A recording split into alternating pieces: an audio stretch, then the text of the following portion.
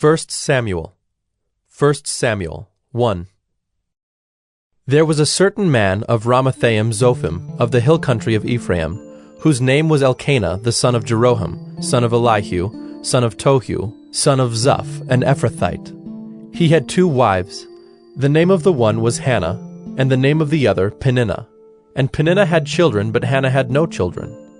Now this man used to go up year by year from his city to worship and to sacrifice to the Lord of hosts at Shiloh, where the 2 sons of Eli, Hophni and Phinehas, were priests of the Lord.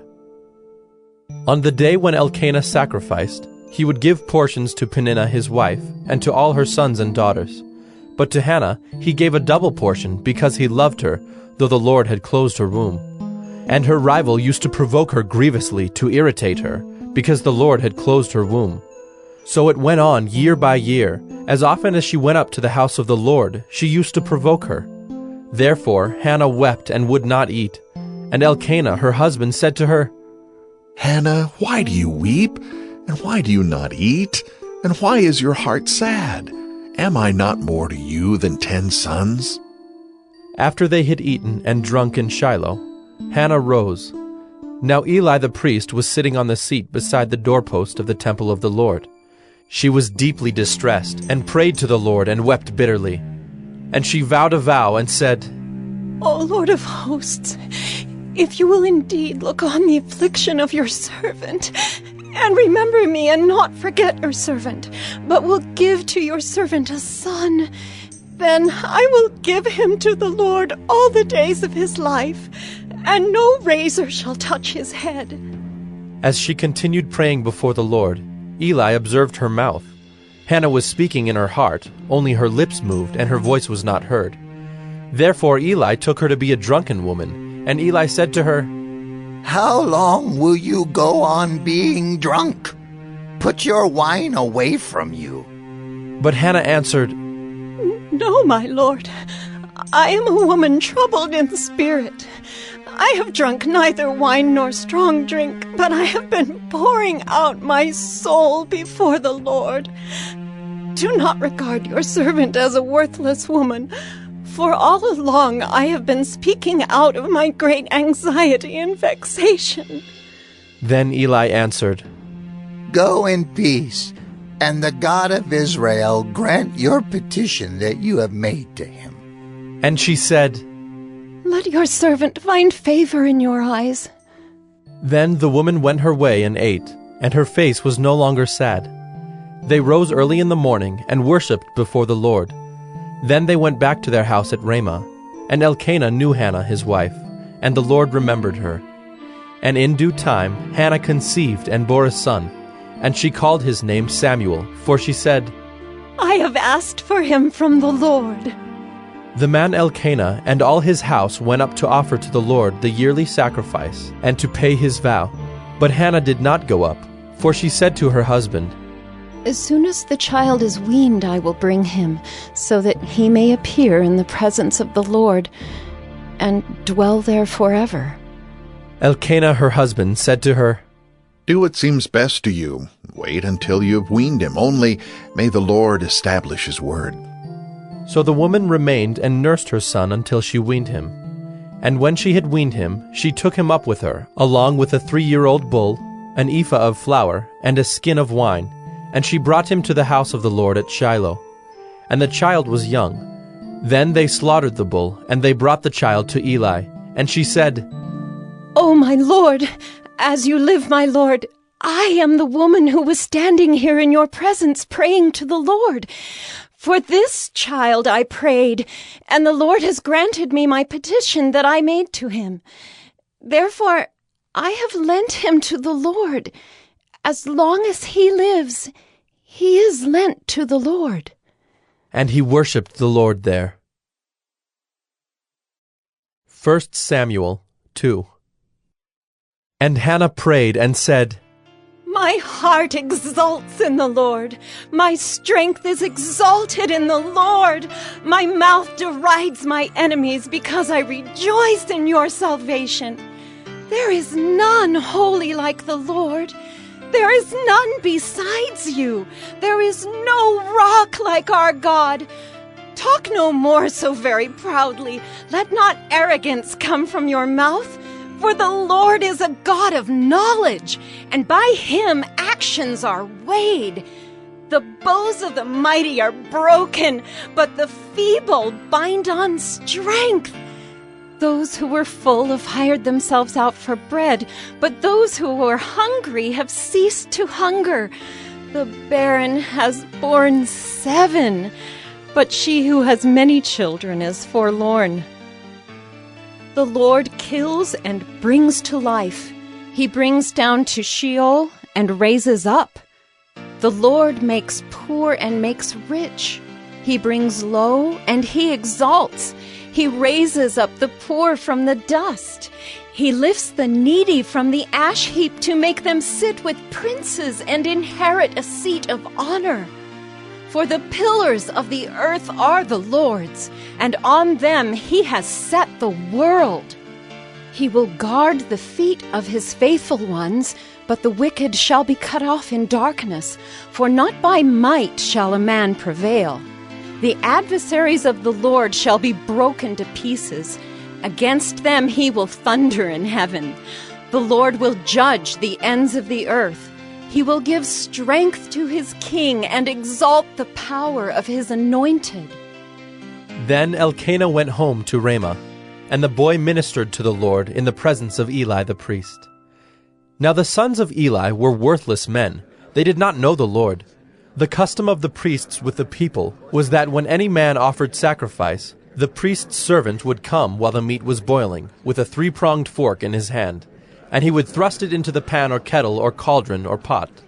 All that the fork brought up, the priest would take for himself. This is what they did at Shiloh to all the Israelites who came there. Moreover, before the fat was burned, the priest's servant would come and say to the man who was sacrificing, "Give meat for the priest to roast, for he will not accept boiled meat from you, but only raw."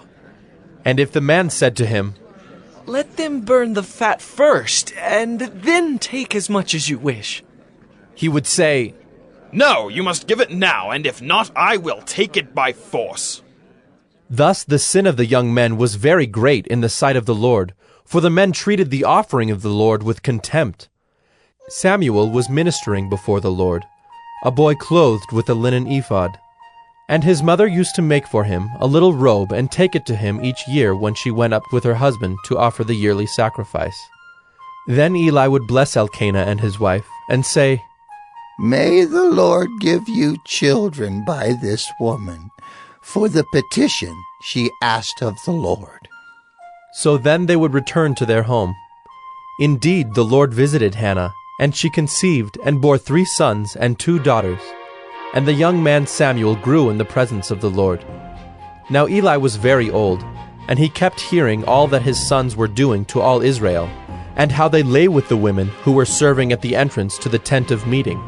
And he said to them, "Why do you do such things? For I hear of your evil dealings from all the people. No, my sons, it is no good report that I hear the people of the Lord spreading abroad. If someone sins against a man, God will mediate for him. But if someone sins against the Lord, who can intercede for him?" But they would not listen to the voice of their father, for it was the will of the Lord to put them to death. Now the young man Samuel continued to grow both in stature and in favor with the Lord, and also with man. And there came a man of God to Eli, and said to him, "Thus the Lord has said, Did I indeed reveal myself to the house of your father when they were in Egypt, subject to the house of Pharaoh? Did I choose him out of all the tribes of Israel to be my priest, to go up to my altar, to burn incense, to wear an ephod before me? I gave to the house of your father all my offerings by fire from the people of Israel. Why then do you scorn my sacrifices and my offerings that I commanded, and honor your sons above me by fattening yourselves on the choicest parts of every offering of my people Israel? Therefore the Lord, the God of Israel, declares, I promised that your house and the house of your father should go in and out before me forever. But now, the Lord declares, far be it from me, for those who honor me, I will honor, and those who despise me shall be lightly esteemed. Behold, the days are coming when I will cut off your strength and the strength of your father's house, so that there will not be an old man in your house.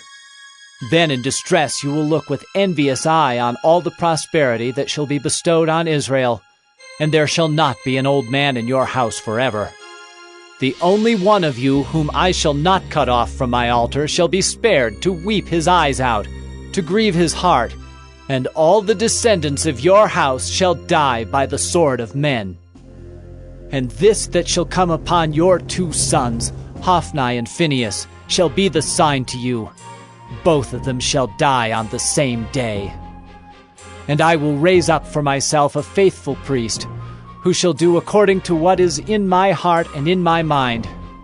And I will build him a sure house, and he shall go in and out before my anointed forever. And everyone who is left in your house shall come to implore him for a piece of silver or a loaf of bread, and shall say, Please, put me in one of the priest's places, that I may eat a morsel of bread. 1 Samuel 3. Now the young man Samuel was ministering to the Lord under Eli. And the word of the Lord was rare in those days. There was no frequent vision. At that time Eli, whose eyesight had begun to grow dim so that he could not see, was lying down in his own place.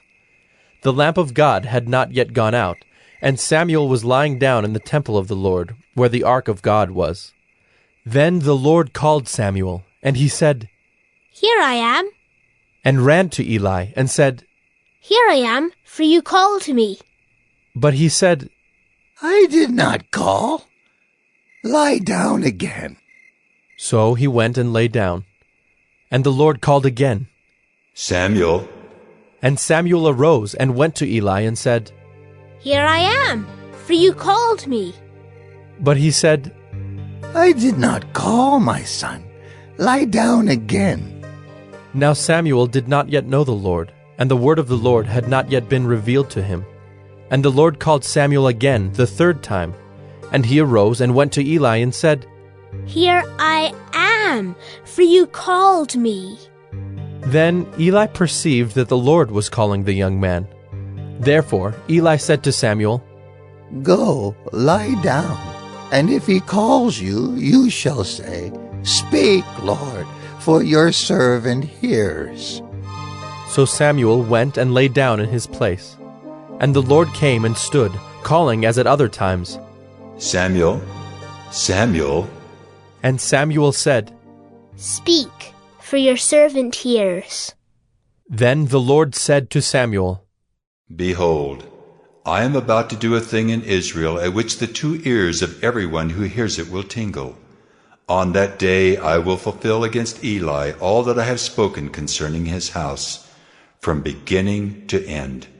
And I declare to him that I am about to punish his house forever, for the iniquity that he knew, because his sons were blaspheming God, and he did not restrain them. Therefore I swear to the house of Eli, that the iniquity of Eli's house shall not be atoned for by sacrifice or offering forever. Samuel lay until morning. Then he opened the doors of the house of the Lord. And Samuel was afraid to tell the vision to Eli. But Eli called Samuel and said, Samuel, my son. And he said, Here I am. And Eli said, What was it that he told you? Do not hide it from me. May God do so to you and more also, if you hide anything from me of all that he told you. So Samuel told him everything, and hid nothing from him. And he said, It is the Lord. Let him do what seems good to him. And Samuel grew, and the Lord was with him, and let none of his words fall to the ground. And all Israel, from Dan to Beersheba, knew that Samuel was established as a prophet of the Lord. And the Lord appeared again at Shiloh, for the Lord revealed himself to Samuel at Shiloh by the word of the Lord. 1 Samuel 4. And the word of Samuel came to all Israel. Now Israel went out to battle against the Philistines. They encamped at Ebenezer, and the Philistines encamped at Aphek. The Philistines drew up in line against Israel, and when the battle spread, Israel was defeated by the Philistines, who killed about 4,000 men on the field of battle. And when the troops came to the camp, the elders of Israel said, "Why has the Lord defeated us today before the Philistines? Let us bring the ark of the covenant of the Lord here from Shiloh, that it may come among us and save us from the power of our enemies." So the people sent to Shiloh, and brought from there the ark of the covenant of the Lord of hosts, who is enthroned on the cherubim. And the 2 sons of Eli, Hophni and Phinehas, were there with the ark of the covenant of God. As soon as the ark of the covenant of the Lord came into the camp, all Israel gave a mighty shout, so that the earth resounded.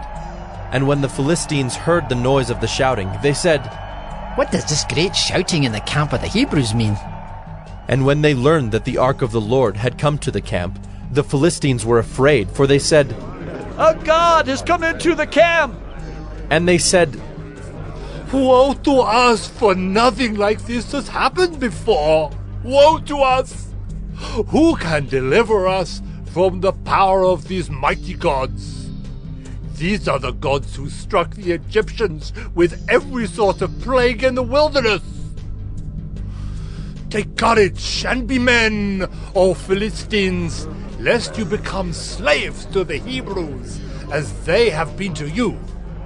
Be men and fight." So the Philistines fought, and Israel was defeated, and they fled, every man to his home. And there was a very great slaughter, for there fell of Israel 30,000 foot soldiers.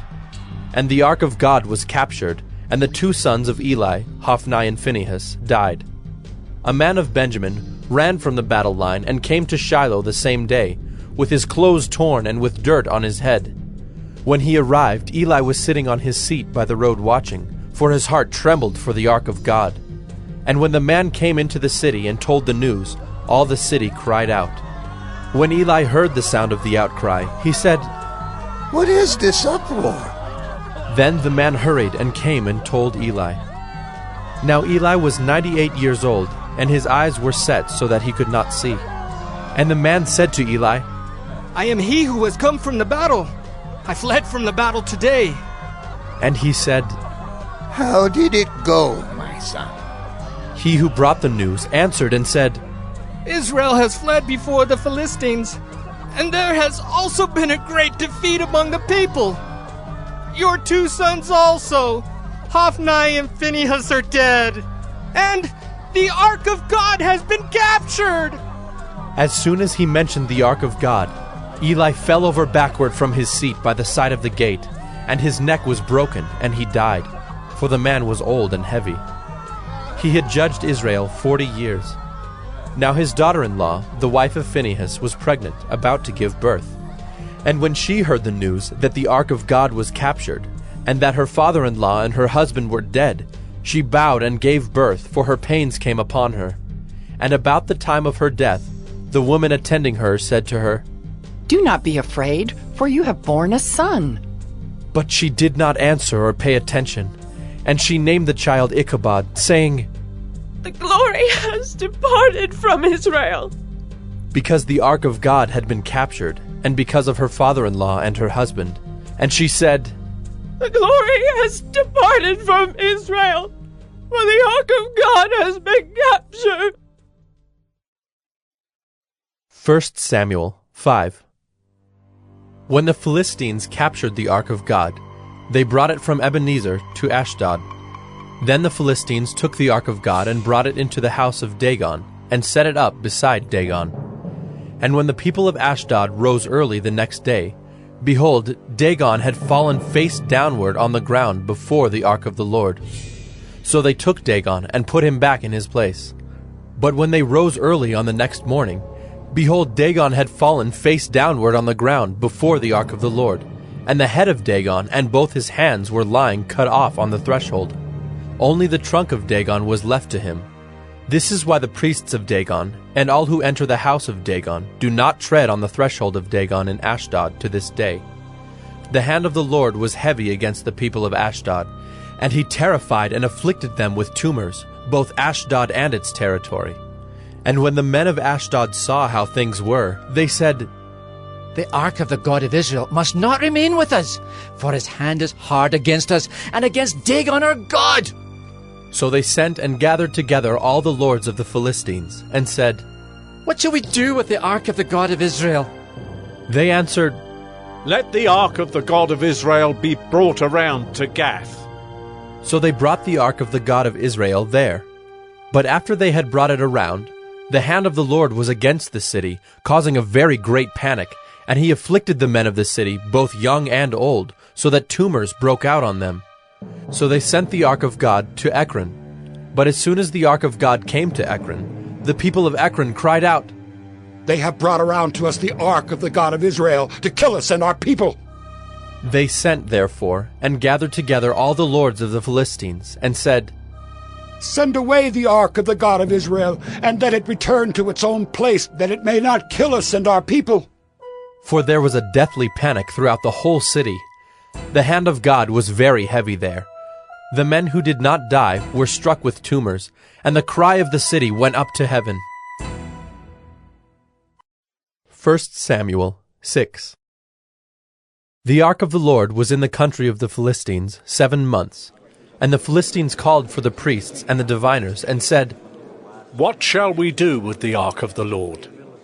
Tell us with what we shall send it to its place. They said, If you send away the ark of the God of Israel, do not send it empty, but by all means return him a guilt offering. Then you will be healed, and it will be known to you why his hand does not turn away from you. And they said, What is the guilt offering that we shall return to him? They answered, 5 golden tumors and 5 golden mice, according to the number of the lords of the Philistines. For the same plague was on all of you and on your lords. So you must make images of your tumors and images of your mice that ravage the land, and give glory to the God of Israel. Perhaps he will lighten his hand from off you and your gods and your land. Why should you harden your hearts as the Egyptians and Pharaoh hardened their hearts? After he had dealt severely with them, did they not send the people away and they departed? Now then, take and prepare a new cart and 2 milk cows on which there has never come a yoke, and yoke the cows to the cart.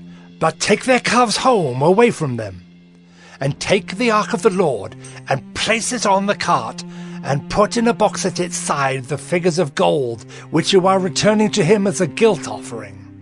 Then send it off, and let it go its way, and watch. If it goes up on the way to its own land, to Beth Shemesh, then it is he who has done us this great harm. But if not, then we shall know that it is not his hand that struck us. It happened to us by coincidence. The men did so, and took 2 milk cows, and yoked them to the cart, and shut up their calves at home. And they put the ark of the Lord on the cart, and the box with the golden mice, and the images of their tumors. And the cows went straight in the direction of Beth Shemesh, along one highway, lowing as they went. They turned neither to the right nor to the left, and the lords of the Philistines went after them as far as the border of Beth Shemesh. Now the people of Beth Shemesh were reaping their wheat harvest in the valley. And when they lifted up their eyes and saw the ark, they rejoiced to see it. The cart came into the field of Joshua of Beth Shemesh and stopped there. A great stone was there, and they split up the wood of the cart and offered the cows as a burnt offering to the Lord. And the Levites took down the ark of the Lord, and the box that was beside it, in which were the golden figures, and set them upon the great stone. And the men of Beth Shemesh offered burnt offerings, and sacrificed sacrifices on that day to the Lord. And when the 5 lords of the Philistines saw it, they returned that day to Ekron. These are the golden tumors that the Philistines returned as a guilt offering to the Lord. 1 for Ashdod, 1 for Gaza, 1 for Ashkelon, 1 for Gath, 1 for Ekron, and the golden mice according to the number of all the cities of the Philistines, belonging to the 5 lords, both fortified cities and unwalled villages.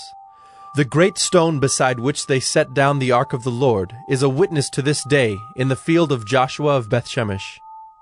And he struck some of the men of Beth-Shemesh, because they looked upon the ark of the Lord.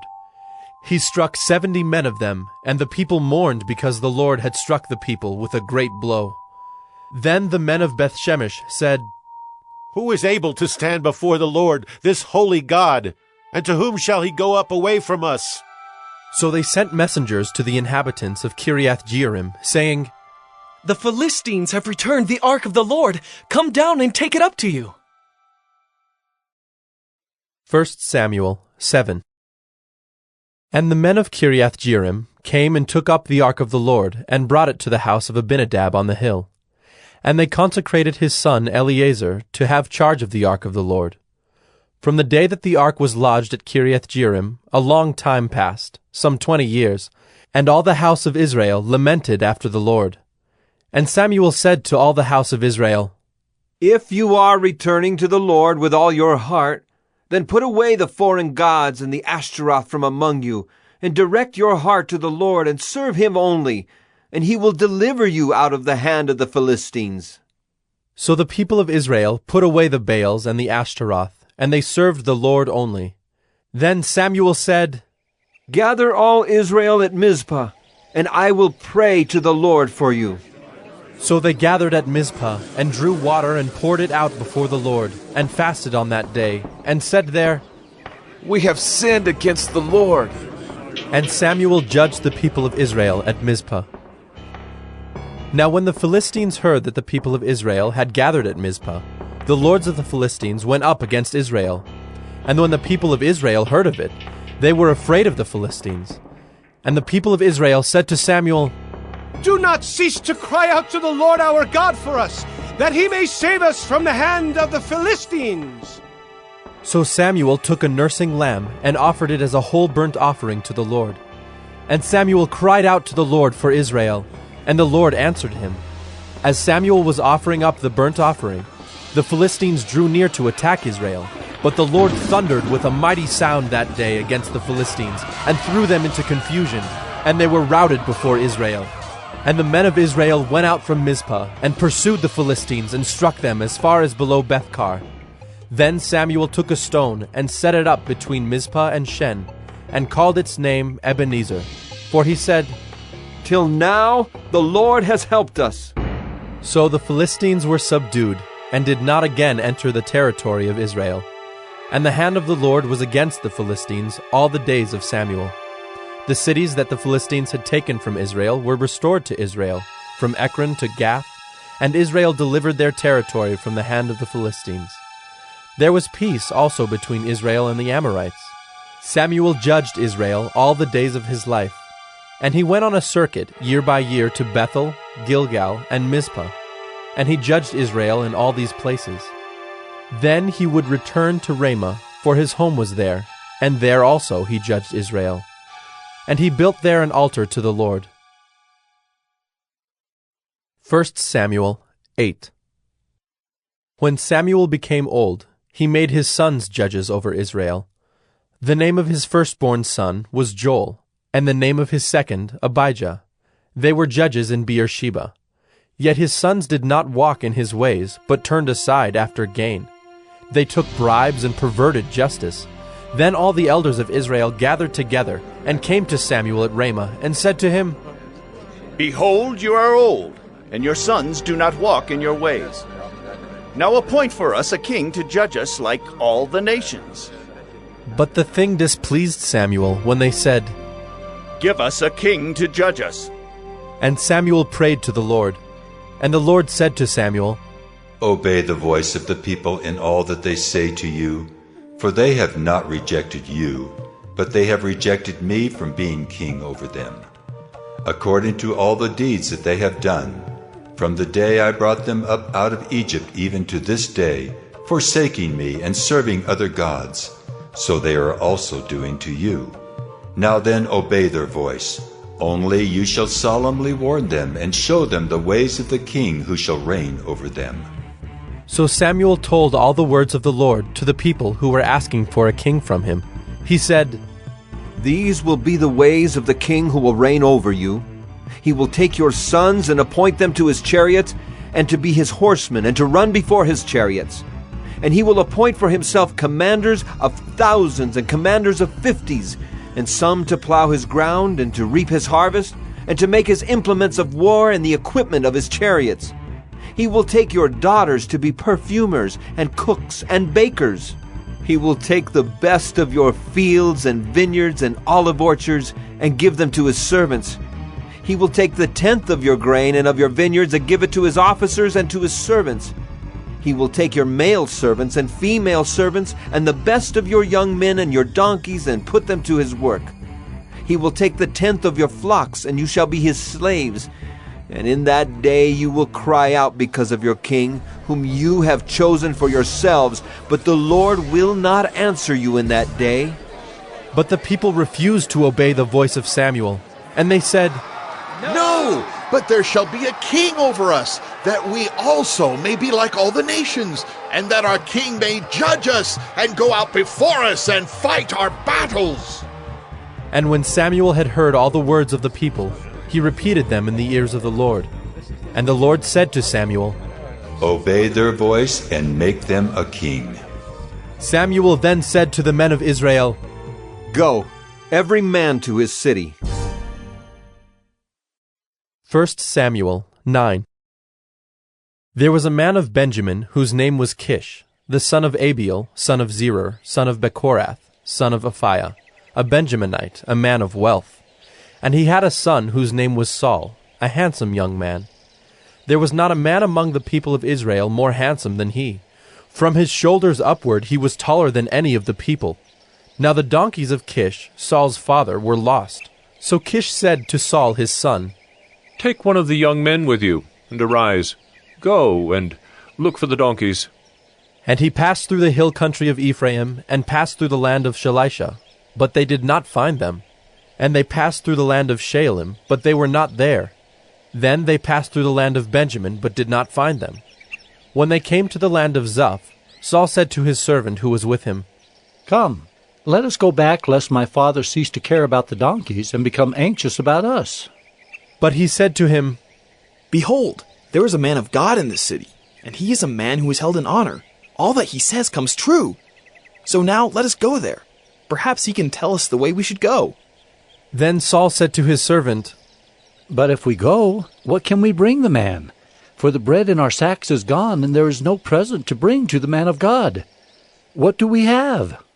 The servant answered Saul again, Here, I have with me 1/4 of a shekel of silver, and I will give it to the man of God to tell us our way. Formerly in Israel, when a man went to inquire of God, he said, Come, let us go to the seer, for today's prophet was formerly called a seer. And Saul said to his servant, Well said. Come, let us go. So they went to the city where the man of God was. As they went up the hill to the city, they met young women coming out to draw water, and said to them, Is the seer here? They answered, He is. Behold, he is just ahead of you. Hurry! He has come just now to the city, because the people have a sacrifice today on the high place. As soon as you enter the city, you will find him before he goes up to the high place to eat. For the people will not eat till he comes, since he must bless the sacrifice. Afterward, those who are invited will eat. Now go up, for you will meet him immediately. So they went up to the city. As they were entering the city, they saw Samuel coming out toward them on his way up to the high place. Now the day before Saul came, the Lord had revealed to Samuel, Tomorrow, about this time, I will send to you a man from the land of Benjamin, and you shall anoint him to be prince over my people Israel. He shall save my people from the hand of the Philistines. For I have seen my people, because their cry has come to me. When Samuel saw Saul, the Lord told him, Here is the man of whom I spoke to you. He it is who shall restrain my people. Then Saul approached Samuel in the gate and said, Tell me, where is the house of the seer? Samuel answered Saul, I am the seer. Go up before me to the high place. For today you shall eat with me, and in the morning I will let you go and will tell you all that is on your mind. As for your donkeys that were lost 3 days ago, do not set your mind on them, for they have been found. And for whom is all that is desirable in Israel? Is it not for you and for all your father's house? Saul answered, Am I not a Benjaminite, from the least of the tribes of Israel? And is not my clan the humblest of all the clans of the tribe of Benjamin? Why then have you spoken to me in this way? Then Samuel took Saul and his young men, and brought them into the hall, and gave them a place at the head of those who had been invited, who were about 30 persons. And Samuel said to the cook, Bring the portion I gave you, of which I said to you, Put it aside. So the cook took up the leg and what was on it, and set them before Saul. And Samuel said, See, what was kept is set before you. Eat, because it was kept for you until the hour appointed, that you might eat with the guests. So Saul ate with Samuel that day. And when they came down from the high place into the city, a bed was spread for Saul on the roof, and he lay down to sleep. Then at the break of dawn, Samuel called to Saul on the roof, Up, that I may send you on your way. So Saul arose, and both he and Samuel went out into the street. As they were going down to the outskirts of the city, Samuel said to Saul, Tell the servant to pass on before us, and when he has passed on, stop here yourself for a while, that I may make known to you the word of God. 1 Samuel 10. Then Samuel took a flask of oil, and poured it on his head, and kissed him, and said, Has not the Lord anointed you to be prince over his people Israel? And you shall reign over the people of the Lord, and you will save them from the hand of their surrounding enemies. And this shall be the sign to you that the Lord has anointed you to be prince over his heritage. When you depart from me today, you will meet 2 men by Rachel's tomb in the territory of Benjamin at Zelzah. And they will say to you, The donkeys that you went to seek are found, and now your father has ceased to care about the donkeys and is anxious about you, saying, What shall I do about my son? Then you shall go on from there farther and come to the oak of Tabor. 3 men going up to God at Bethel will meet you there, one carrying 3 young goats, another carrying 3 loaves of bread, and another carrying a skin of wine. And they will greet you and give you 2 loaves of bread, which you shall accept from their hand. After that, you shall come to Gibeath Elohim, where there is a garrison of the Philistines.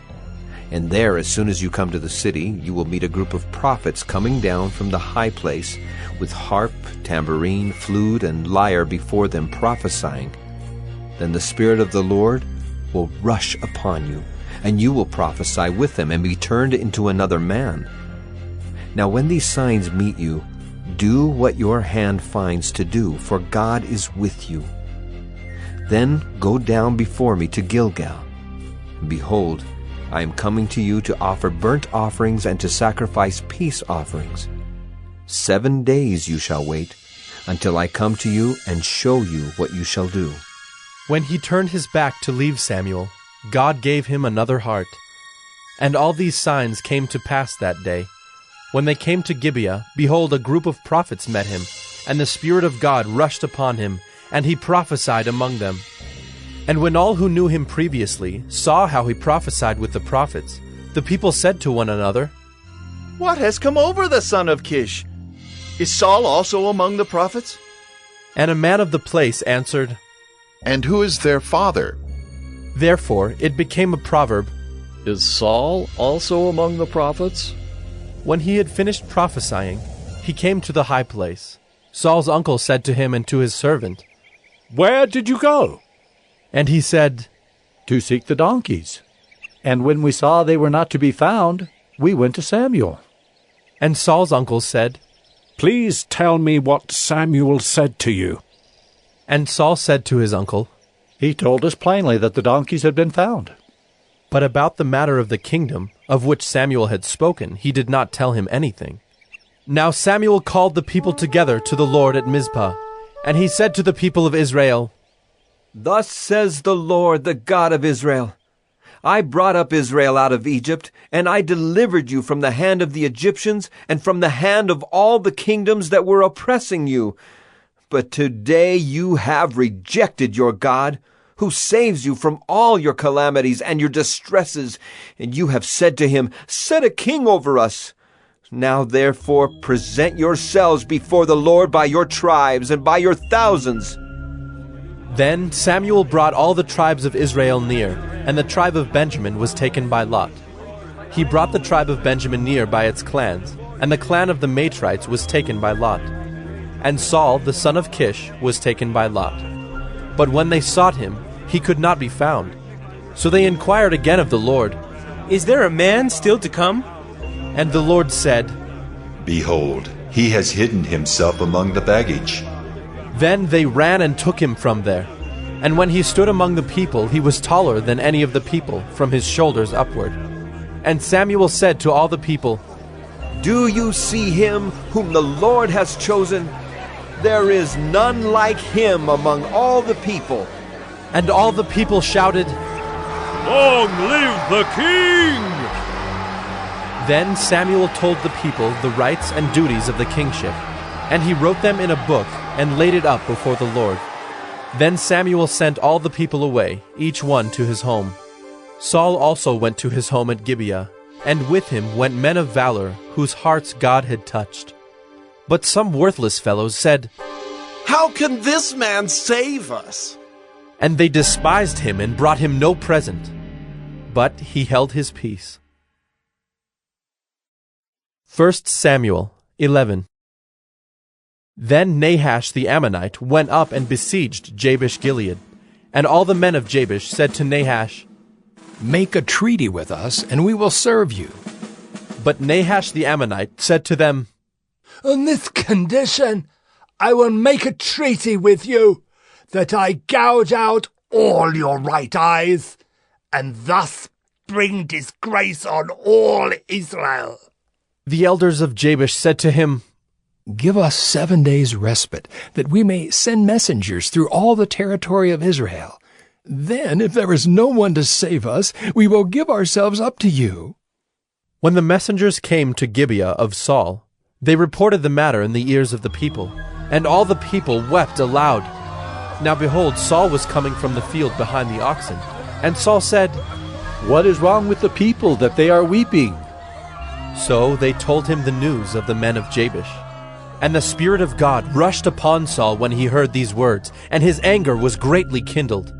He took a yoke of oxen and cut them in pieces, and sent them throughout all the territory of Israel by the hand of messengers, saying, Whoever does not come out after Saul and Samuel, so shall it be done to his oxen.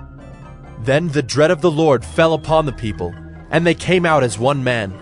When he mustered them at Bezek, the people of Israel were 300,000, and the men of Judah 30,000. And they said to the messengers who had come, Thus shall you say to the men of Jabesh-Gilead, Tomorrow by the time the sun is hot, you shall have deliverance. When the messengers came and told the men of Jabesh, they were glad. Therefore the men of Jabesh said, Tomorrow we will give ourselves up to you, and you may do to us whatever seems good to you. And the next day Saul put the people in 3 companies. And they came into the midst of the camp in the morning watch, and struck down the Ammonites until the heat of the day. And those who survived were scattered, so that no 2 of them were left together. Then the people said to Samuel, Who is it that said, Shall Saul reign over us? Bring the men, that we may put them to death. But Saul said, Not a man shall be put to death this day, for today the Lord has worked salvation in Israel. Then Samuel said to the people, Come, let us go to Gilgal, and there renew the kingdom. So all the people went to Gilgal, and there they made Saul king before the Lord in Gilgal. There they sacrificed peace offerings before the Lord, and there Saul and all the men of Israel rejoiced greatly. 1 Samuel 12. And Samuel said to all Israel, Behold, I have obeyed your voice in all that you have said to me, and have made a king over you. And now, behold, the king walks before you, and I am old and gray, and behold, my sons are with you. I have walked before you from my youth until this day. Here I am, testify against me before the Lord and before his anointed. Whose ox have I taken, Or whose donkey have I taken? Or whom have I defrauded? Whom have I oppressed? Or from whose hand have I taken a bribe to blind my eyes with it? Testify against me, and I will restore it to you." They said, "You have not defrauded us, or oppressed us, or taken anything from any man's hand." And he said to them, "The Lord is witness against you, and his anointed is witness this day that you have not found anything in my hand." And they said, "He is witness." And Samuel said to the people, "The Lord is witness, who appointed Moses and Aaron, and brought your fathers up out of the land of Egypt. Now therefore stand still, that I may plead with you before the Lord concerning all the righteous deeds of the Lord that he performed for you and for your fathers. When Jacob went into Egypt, and the Egyptians oppressed them, then your fathers cried out to the Lord, and the Lord sent Moses and Aaron, who brought your fathers out of Egypt and made them dwell in this place. But they forgot the Lord their God, and he sold them into the hand of Sisera, commander of the army of Hazor, and into the hand of the Philistines, and into the hand of the king of Moab, and they fought against them. And they cried out to the Lord and said, 'We have sinned, because we have forsaken the Lord and have served the Baals and the Ashtaroth. But now deliver us out of the hand of our enemies, that we may serve you.' And the Lord sent Jerubbaal and Barak and Jephthah and Samuel, and delivered you out of the hand of your enemies on every side, and you lived in safety.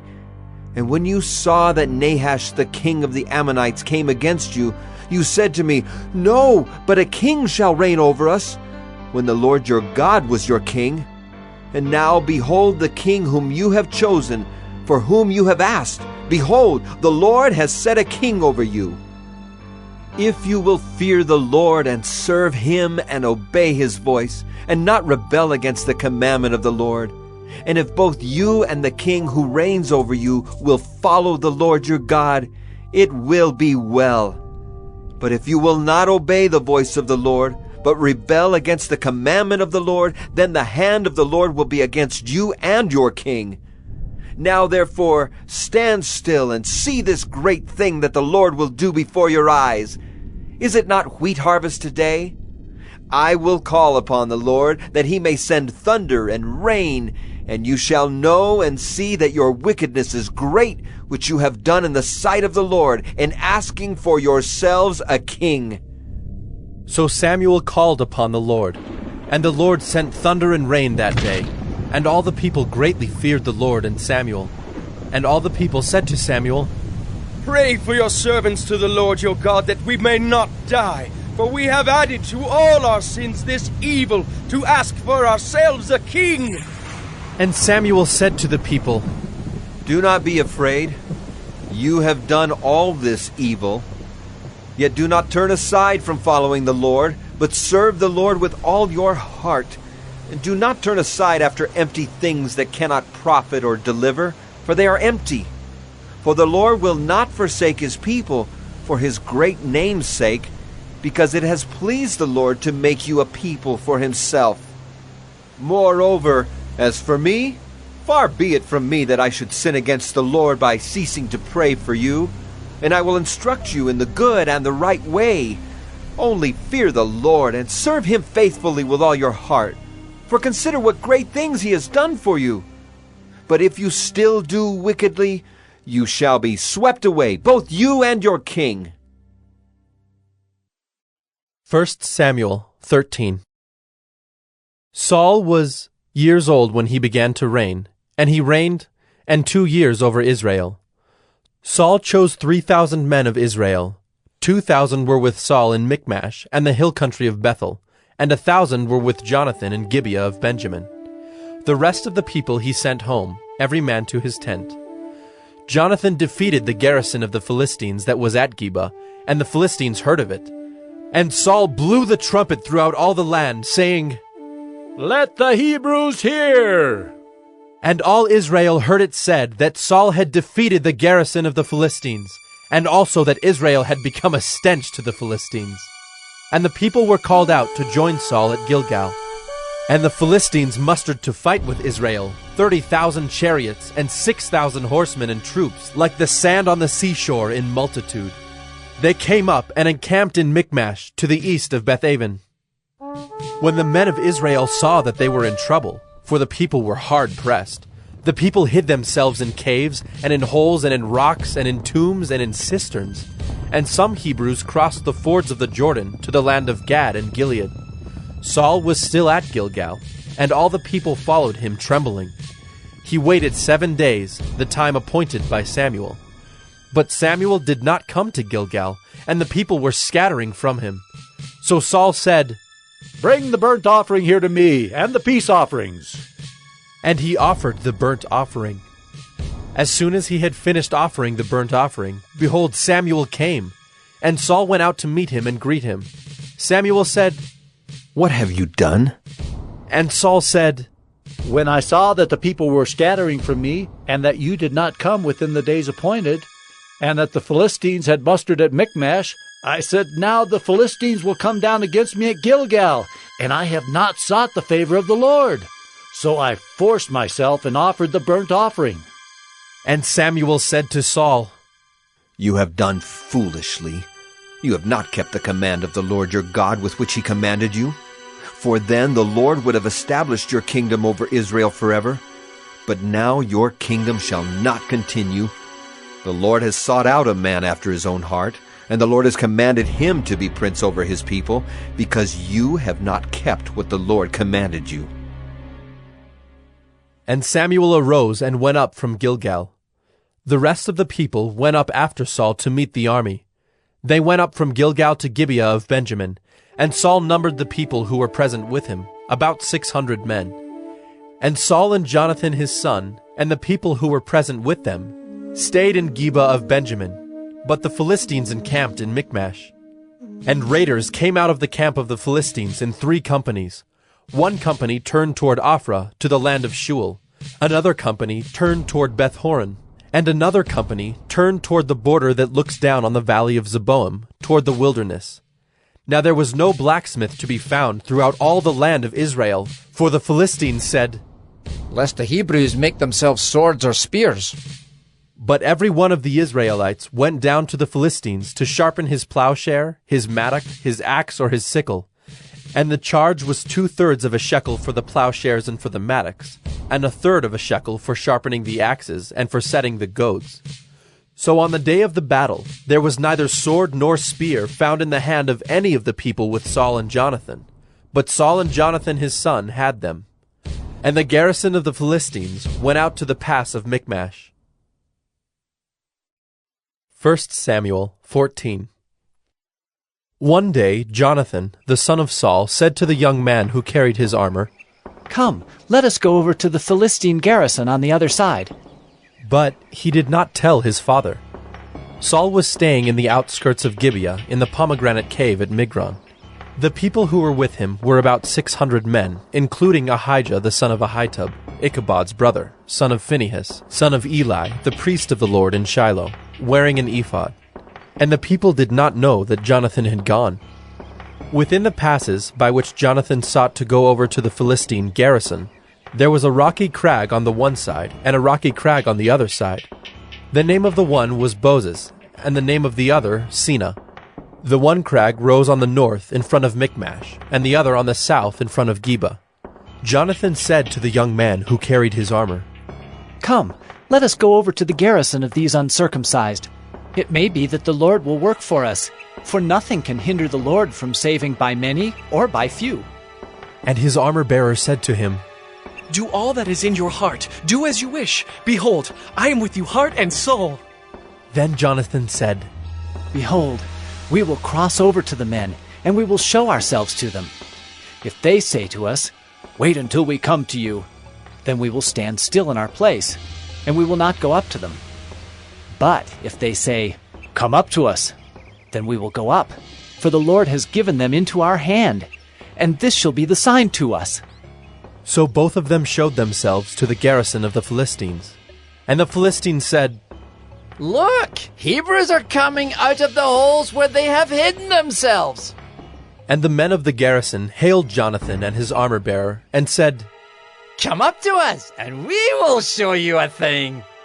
And Jonathan said to his armor-bearer, "Come up after me, for the Lord has given them into the hand of Israel." Then Jonathan climbed up on his hands and feet, and his armor-bearer after him. And they fell before Jonathan, and his armor-bearer killed them after him. And that first strike which Jonathan and his armor-bearer made killed about 20 men within, as it were half a furrow's length in an acre of land. And there was a panic in the camp, in the field, and among all the people. The garrison and even the raiders trembled, the earth quaked, and it became a very great panic. And the watchmen of Saul and Gibeah of Benjamin looked, and behold, the multitude was dispersing here and there. Then Saul said to the people who were with him, "Count, and see who has gone from us." And when they had counted, behold, Jonathan and his armor-bearer were not there. So Saul said to Ahijah, "Bring the ark of God here." For the ark of God went at that time with the people of Israel. Now while Saul was talking to the priest, the tumult in the camp of the Philistines increased more and more. So Saul said to the priest, "Withdraw your hand." Then Saul and all the people who were with him rallied and went into the battle. And behold, every Philistine's sword was against his fellow, and there was very great confusion. Now the Hebrews who had been with the Philistines before that time, and who had gone up with them into the camp, even they also turned to be with the Israelites who were with Saul and Jonathan. Likewise, when all the men of Israel who had hidden themselves in the hill country of Ephraim heard that the Philistines were fleeing, they too followed hard after them in the battle. So the Lord saved Israel that day, and the battle passed beyond Beth-aven. And the men of Israel had been hard pressed that day. So Saul had laid an oath on the people, saying, "Cursed be the man who eats food until it is evening, and I am avenged on my enemies." So none of the people had tasted food. Now when all the people came to the forest, behold, there was honey on the ground. And when the people entered the forest, behold, the honey was dropping. But no one put his hand to his mouth, for the people feared the oath. But Jonathan had not heard his father charge the people with the oath. So he put out the tip of the staff that was in his hand, and dipped it in the honeycomb, and put his hand to his mouth, and his eyes became bright. Then one of the people said, "Your father strictly charged the people with an oath, saying, 'Cursed be the man who eats food this day.'" And the people were faint. Then Jonathan said, "My father has troubled the land. See how my eyes have become bright because I tasted a little of this honey? How much better if the people had eaten freely today of the spoil of their enemies that they found. For now the defeat among the Philistines has not been great."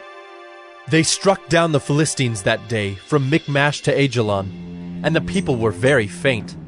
The people pounced on the spoil, and took sheep and oxen and calves, and slaughtered them on the ground, and the people ate them with the blood. Then they told Saul, "Behold, the people are sinning against the Lord by eating with the blood." And he said, "You have dealt treacherously. Roll a great stone to me here." And Saul said, "Disperse yourselves among the people, and say to them, 'Let every man bring his ox or his sheep, and slaughter them here and eat. And do not sin against the Lord by eating with the blood.'" So every one of the people brought his ox with him that night, and they slaughtered them there. And Saul built an altar to the Lord. It was the first altar that he built to the Lord. Then Saul said, "Let us go down after the Philistines by night, and plunder them until the morning light. Let us not leave a man of them." And they said, "Do whatever seems good to you." But the priest said, "Let us draw near to God here." And Saul inquired of God, "Shall I go down after the Philistines? Will you give them into the hand of Israel?" But he did not answer him that day. And Saul said, "Come here, all you leaders of the people, and know and see how this sin has arisen today. For as the Lord lives who saves Israel, though it be in Jonathan my son, he shall surely die." But there was not a man among the people who answered him.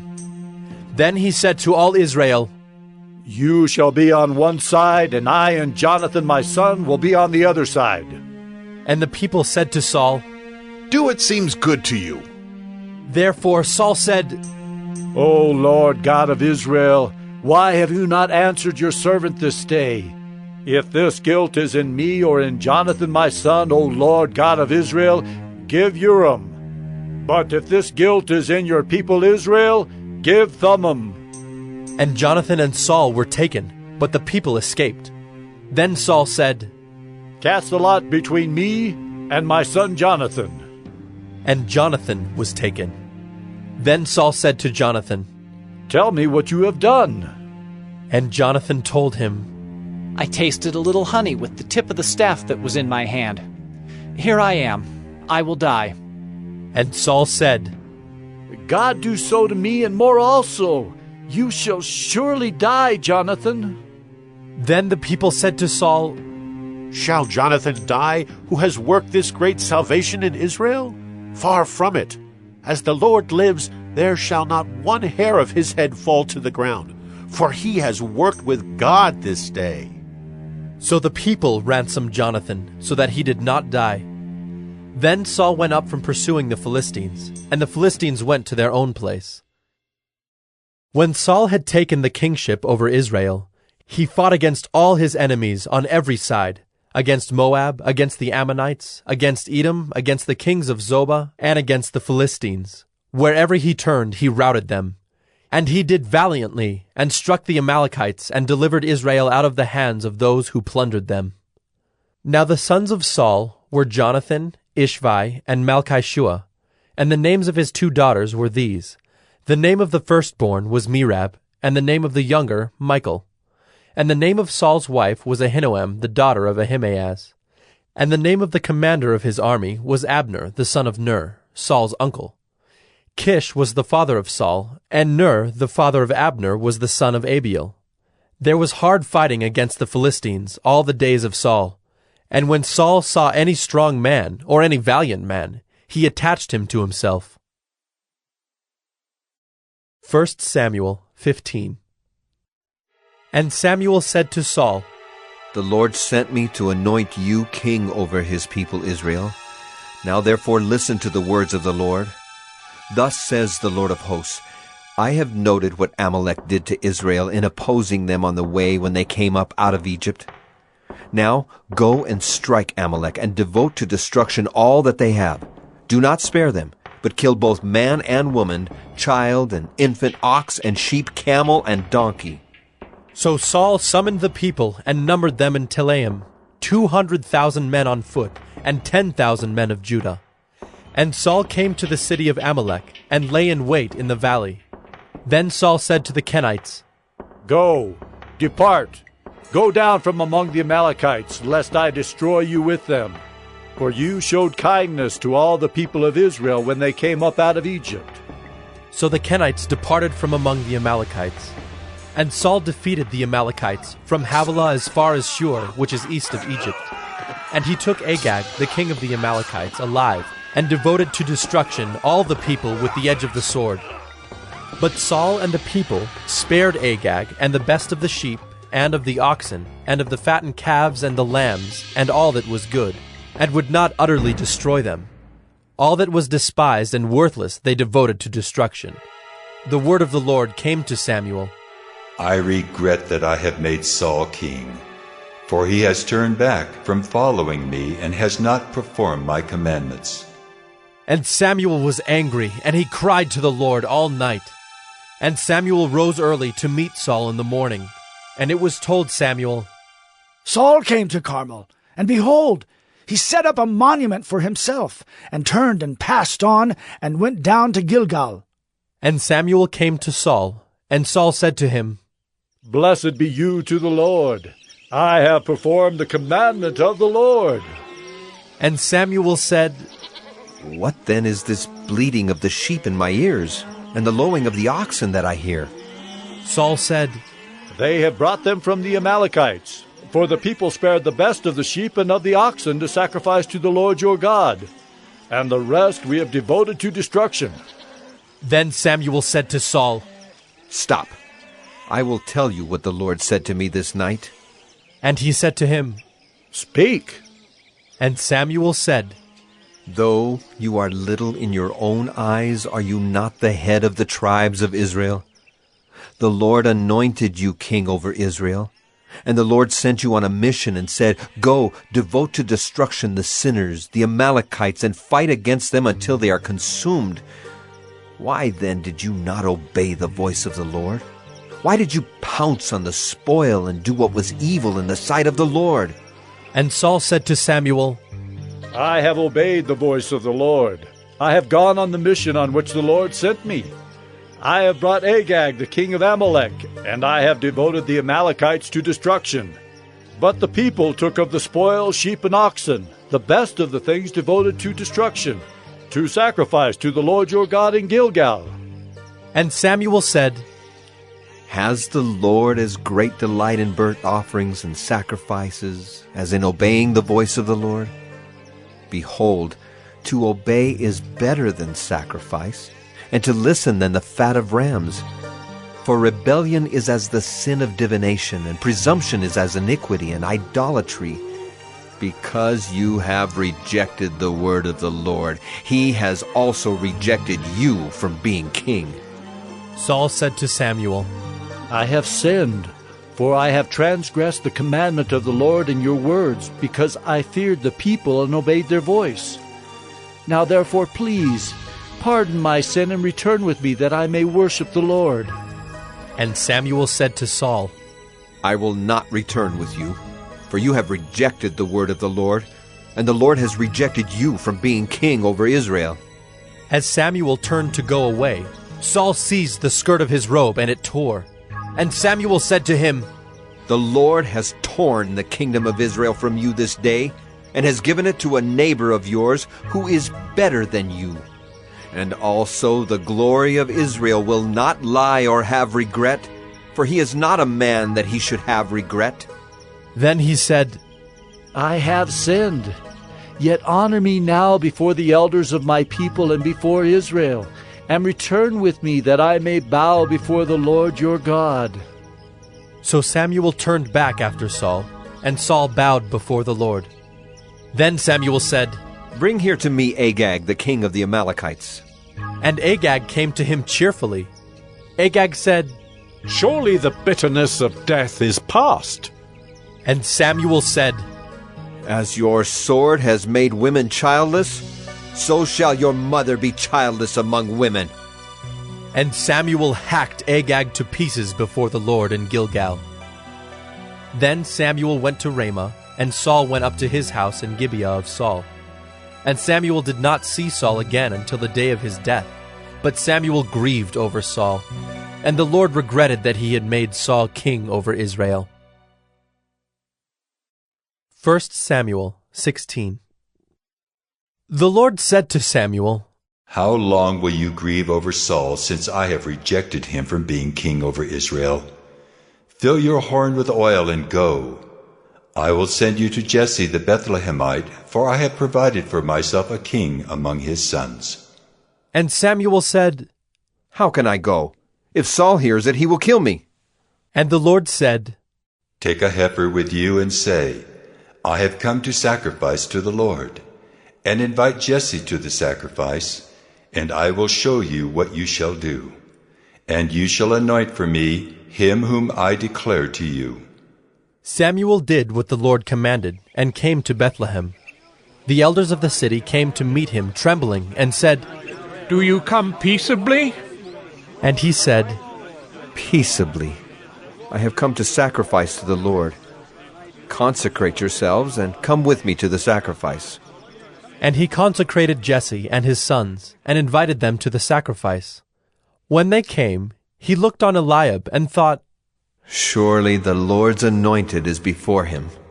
But the Lord said to Samuel, Do not look on his appearance or on the height of his stature, because I have rejected him. For the Lord sees not as man sees. Man looks on the outward appearance, but the Lord looks on the heart. Then Jesse called Abinadab, and made him pass before Samuel. And he said, Neither has the Lord chosen this one. Then Jesse made Shammah pass by, and he said, Neither has the Lord chosen this one. And Jesse made 7 of his sons pass before Samuel. And Samuel said to Jesse, The Lord has not chosen these. Then Samuel said to Jesse, Are all your sons here? And he said, There remains yet the youngest, but behold, he is keeping the sheep. And Samuel said to Jesse, Send and get him, for we will not sit down till he comes here. And he sent and brought him in. Now he was ruddy and had beautiful eyes and was handsome. And the Lord said, Arise, anoint him, for this is he. Then Samuel took the horn of oil and anointed him in the midst of his brothers. And the Spirit of the Lord rushed upon David from that day forward. And Samuel rose up and went to Ramah. Now the Spirit of the Lord departed from Saul, and a harmful spirit from the Lord tormented him. And Saul's servants said to him, Behold now, a harmful spirit from God is tormenting you. Let our Lord now command your servants who are before you to seek out a man who is skillful in playing the lyre. And when the harmful spirit from God is upon you, he will play it, and you will be well.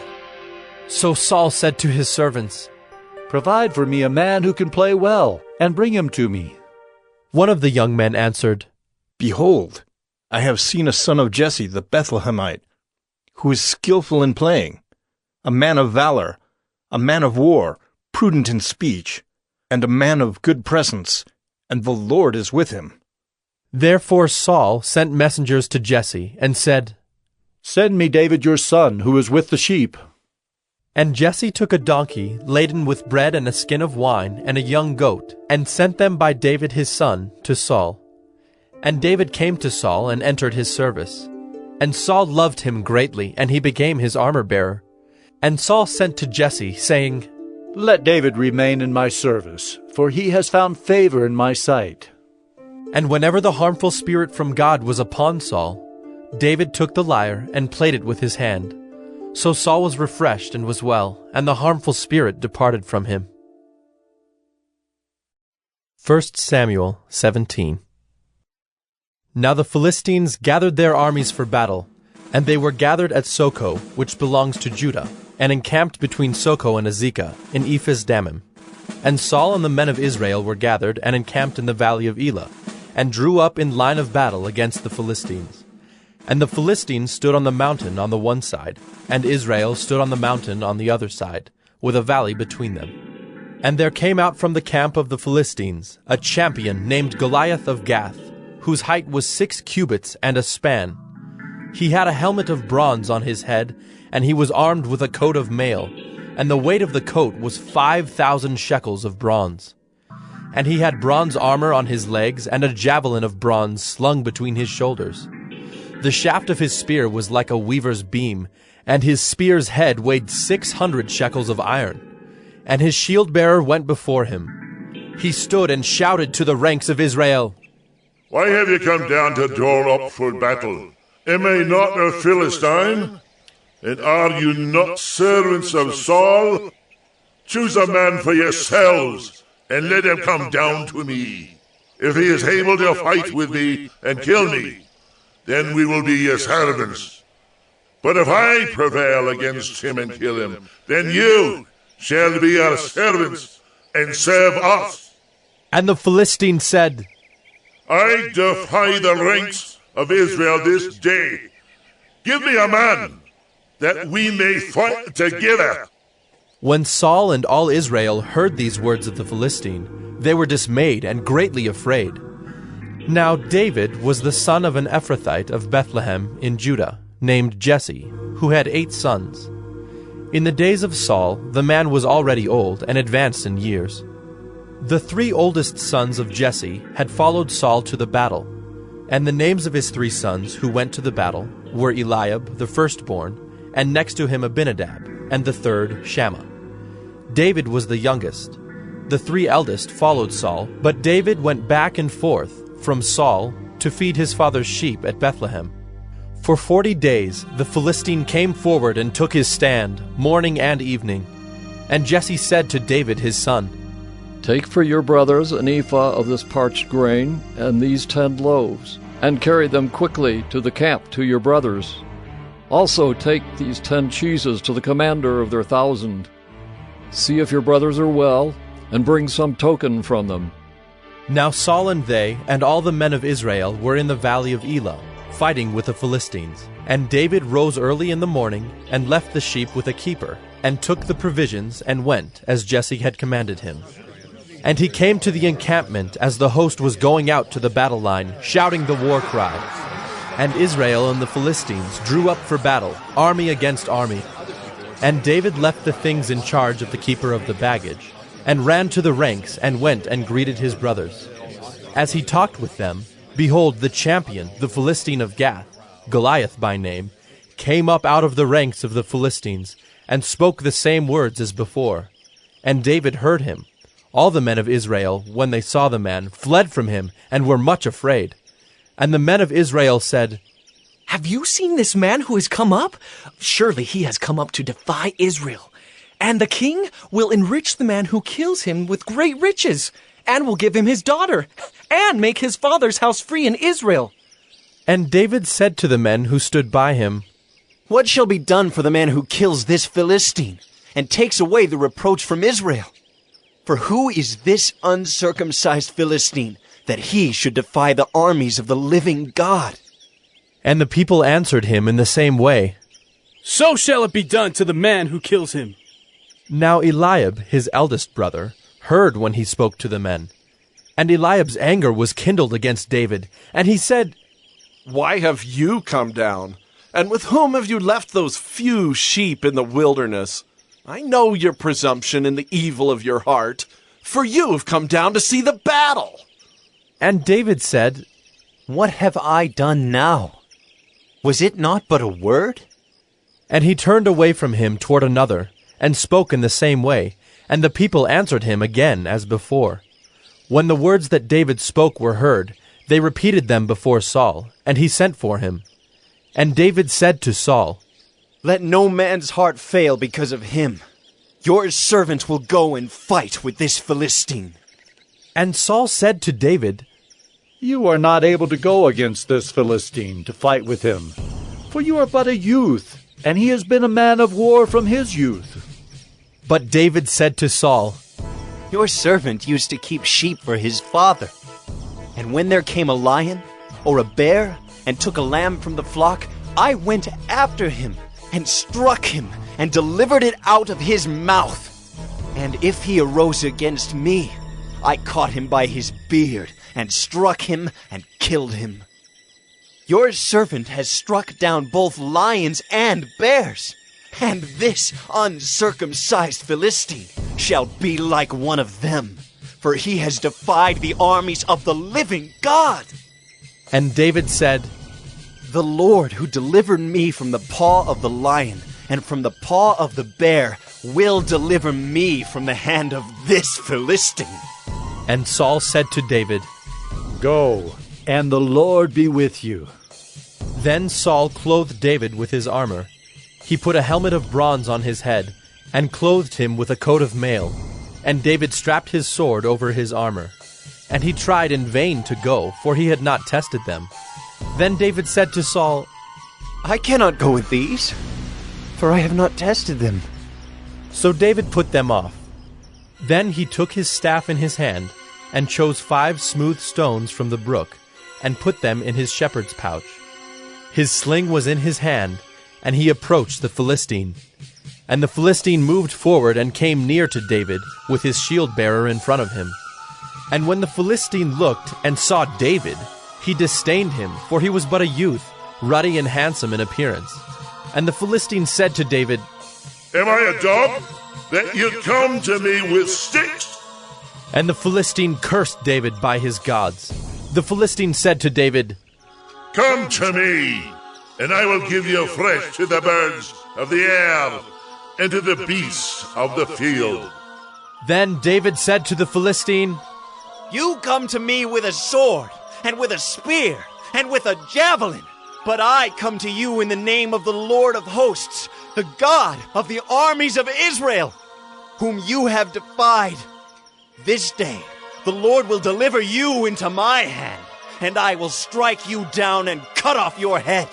And I will give the dead bodies of the host of the Philistines this day to the birds of the air and to the wild beasts of the earth, that all the earth may know that there is a God in Israel, and that all this assembly may know that the Lord saves not with sword and spear, for the battle is the Lord's, and he will give you into our hand. When the Philistine arose and came and drew near to meet David, David ran quickly toward the battle line to meet the Philistine. And David put his hand in his bag, and took out a stone, and slung it, and struck the Philistine on his forehead. The stone sank into his forehead, and he fell on his face to the ground. So David prevailed over the Philistine with a sling and with a stone, and struck the Philistine and killed him. There was no sword in the hand of David. Then David ran and stood over the Philistine, and took his sword, and drew it out of its sheath, and killed him and cut off his head with it. When the Philistines saw that their champion was dead, they fled. And the men of Israel and Judah rose with a shout, and pursued the Philistines as far as Gath and the gates of Ekron, so that the wounded Philistines fell on the way from Shaaraim as far as Gath and Ekron. And the people of Israel came back from chasing the Philistines, and they plundered their camp. And David took the head of the Philistine and brought it to Jerusalem, but he put his armor in his tent. As soon as Saul saw David go out against the Philistine, he said to Abner, the commander of the army, Abner, whose son is this youth? And Abner said, As your soul lives, O king, I do not know. And the king said, Inquire whose son the boy is. And as soon as David returned from the striking down of the Philistine, Abner took him and brought him before Saul with the head of the Philistine in his hand. And Saul said to him, Whose son are you, young man? And David answered, I am the son of your servant Jesse the Bethlehemite. 1 Samuel 18. As soon as he had finished speaking to Saul, the soul of Jonathan was knit to the soul of David, and Jonathan loved him as his own soul. And Saul took him that day, and would not let him return to his father's house. Then Jonathan made a covenant with David, because he loved him as his own soul. And Jonathan stripped himself of the robe that was on him, and gave it to David, and his armor, and even his sword, and his bow, and his belt. And David went out, and was successful wherever Saul sent him, so that Saul set him over the men of war. And this was good in the sight of all the people, and also in the sight of Saul's servants. As they were coming home, when David returned from striking down the Philistine, the women came out of all the cities of Israel, singing and dancing, to meet King Saul with tambourines, with songs of joy, and with musical instruments. And the women sang to one another as they celebrated, Saul has struck down his thousands, and David his 10,000s. And Saul was very angry, and this saying displeased him. He said, They have ascribed to David 10,000s, and to me they have ascribed thousands. And what more can he have but the kingdom? And Saul eyed David from that day on. The next day, a harmful spirit from God rushed upon Saul, and he raved within his house while David was playing the lyre, as he did day by day. Saul had his spear in his hand, and Saul hurled the spear, for he thought, I will pin David to the wall. But David evaded him twice. Saul was afraid of David, because the Lord was with him, but had departed from Saul. So Saul removed him from his presence, and made him a commander of 1,000. And he went out and came in before the people. And David had success in all his undertakings, for the Lord was with him. And when Saul saw that he had great success, he stood in fearful awe of him. But all Israel and Judah loved David, for he went out and came in before them. Then Saul said to David, Here is my elder daughter Merab. I will give her to you for a wife. Only be valiant for me and fight the Lord's battles. For Saul thought, Let not my hand be against him, but let the hand of the Philistines be against him. And David said to Saul, Who am I, and who are my relatives, my father's clan in Israel, that I should be son-in-law to the king? But at the time when Merab, Saul's daughter, should have been given to David, she was given to Adriel the Maholathite for a wife. Now Saul's daughter Michal loved David, and they told Saul, and the thing pleased him. Saul thought, Let me give her to him, that she may be a snare for him, and that the hand of the Philistines may be against him." Therefore Saul said to David a second time, "You shall now be my son-in-law." And Saul commanded his servants, "Speak to David in private, and say, 'Behold, the king has delight in you, and all his servants love you. Now then, become the king's son-in-law.'" And Saul's servants spoke those words in the ears of David. And David said, "Does it seem to you a little thing to become the king's son-in-law, since I am a poor man and have no reputation?" And the servants of Saul told him, "Thus and so did David speak." Then Saul said, "Thus shall you say to David, 'The king desires no bride price, except 100 foreskins of the Philistines, that he may be avenged of the king's enemies.'" Now Saul thought to make David fall by the hand of the Philistines. And when his servants told David these words, it pleased David well to be the king's son-in-law. Before the time had expired, David arose and went, along with his men, and killed 200 of the Philistines. And David brought their foreskins, which were given in full number to the king, that he might become the king's son-in-law. And Saul gave him his daughter Michal for a wife. But when Saul saw and knew that the Lord was with David, and that Michal, Saul's daughter, loved him, Saul was even more afraid of David. So Saul was David's enemy continually. Then the princes of the Philistines came out to battle, and as often as they came out, David had more success than all the servants of Saul, so that his name was highly esteemed. 1 Samuel 19. And Saul spoke to Jonathan his son, and to all his servants, that they should kill David. But Jonathan, Saul's son, delighted much in David. And Jonathan told David, "Saul, my father, seeks to kill you. Therefore be on your guard in the morning. Stay in a secret place and hide yourself. And I will go out and stand beside my father in the field where you are. And I will speak to my father about you. And if I learn anything, I will tell you." And Jonathan spoke well of David to Saul his father, and said to him, "Let not the king sin against his servant David, because he has not sinned against you, and because his deeds have brought good to you. For he took his life in his hand, and he struck down the Philistine. And the Lord worked a great salvation for all Israel. You saw it and rejoiced. Why then will you sin against innocent blood by killing David without cause?" And Saul listened to the voice of Jonathan. Saul swore, "As the Lord lives, he shall not be put to death." And Jonathan called David, and Jonathan reported to him all these things. And Jonathan brought David to Saul, and he was in his presence as before. And there was war again. And David went out and fought with the Philistines, and struck them with a great blow, so that they fled before him. Then a harmful spirit from the Lord came upon Saul, as he sat in his house with his spear in his hand. And David was playing the lyre. And Saul sought to pin David to the wall with the spear, but he eluded Saul, so that he struck the spear into the wall. And David fled and escaped that night. Saul sent messengers to David's house to watch him, that he might kill him in the morning. But Michal, David's wife, told him, "If you do not escape with your life tonight, tomorrow you will be killed." So Michal let David down through the window, and he fled away and escaped. Michal took an image and laid it on the bed, and put a pillow of goat's hair at its head, and covered it with the clothes. And when Saul sent messengers to take David, she said, "He is sick." Then Saul sent the messengers to see David, saying, "Bring him up to me in the bed, that I may kill him." And when the messengers came in, behold, the image was in the bed, with the pillow of goat's hair at its head. Saul said to Michal, "Why have you deceived me thus, and let my enemy go, so that he has escaped?" And Michal answered Saul, "He said to me, 'Let me go. Why should I kill you?'" Now David fled and escaped, and he came to Samuel at Ramah, and told him all that Saul had done to him.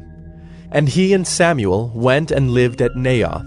And it was told Saul, "Behold, David is at Naioth in Ramah."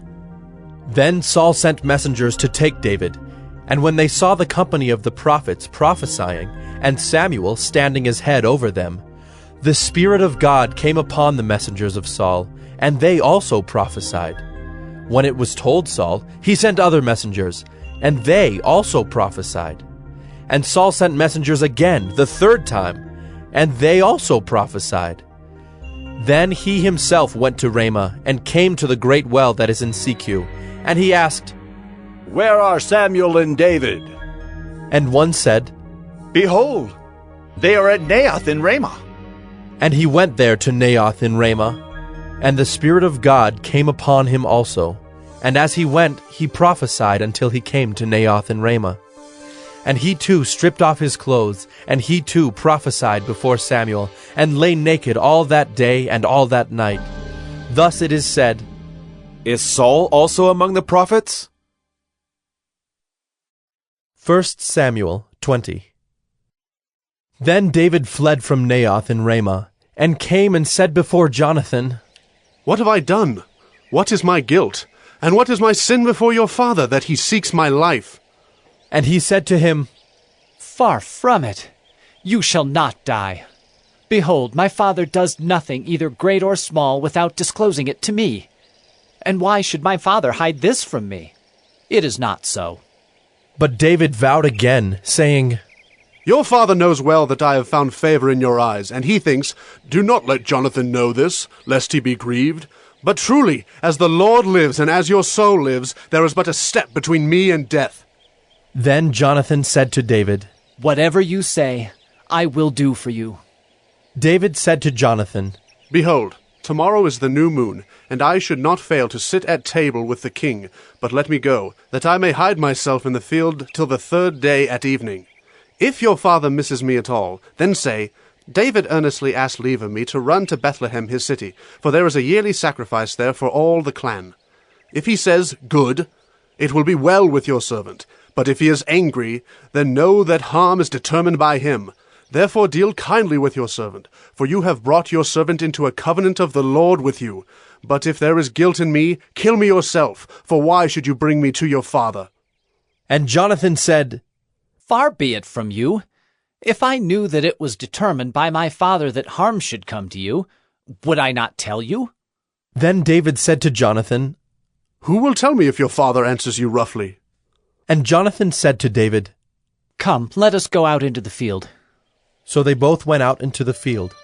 And Jonathan said to David, The Lord, the God of Israel, be witness. When I have sounded out my father about this time tomorrow, or the third day, behold, if he is well disposed toward David, shall I not then send and disclose it to you?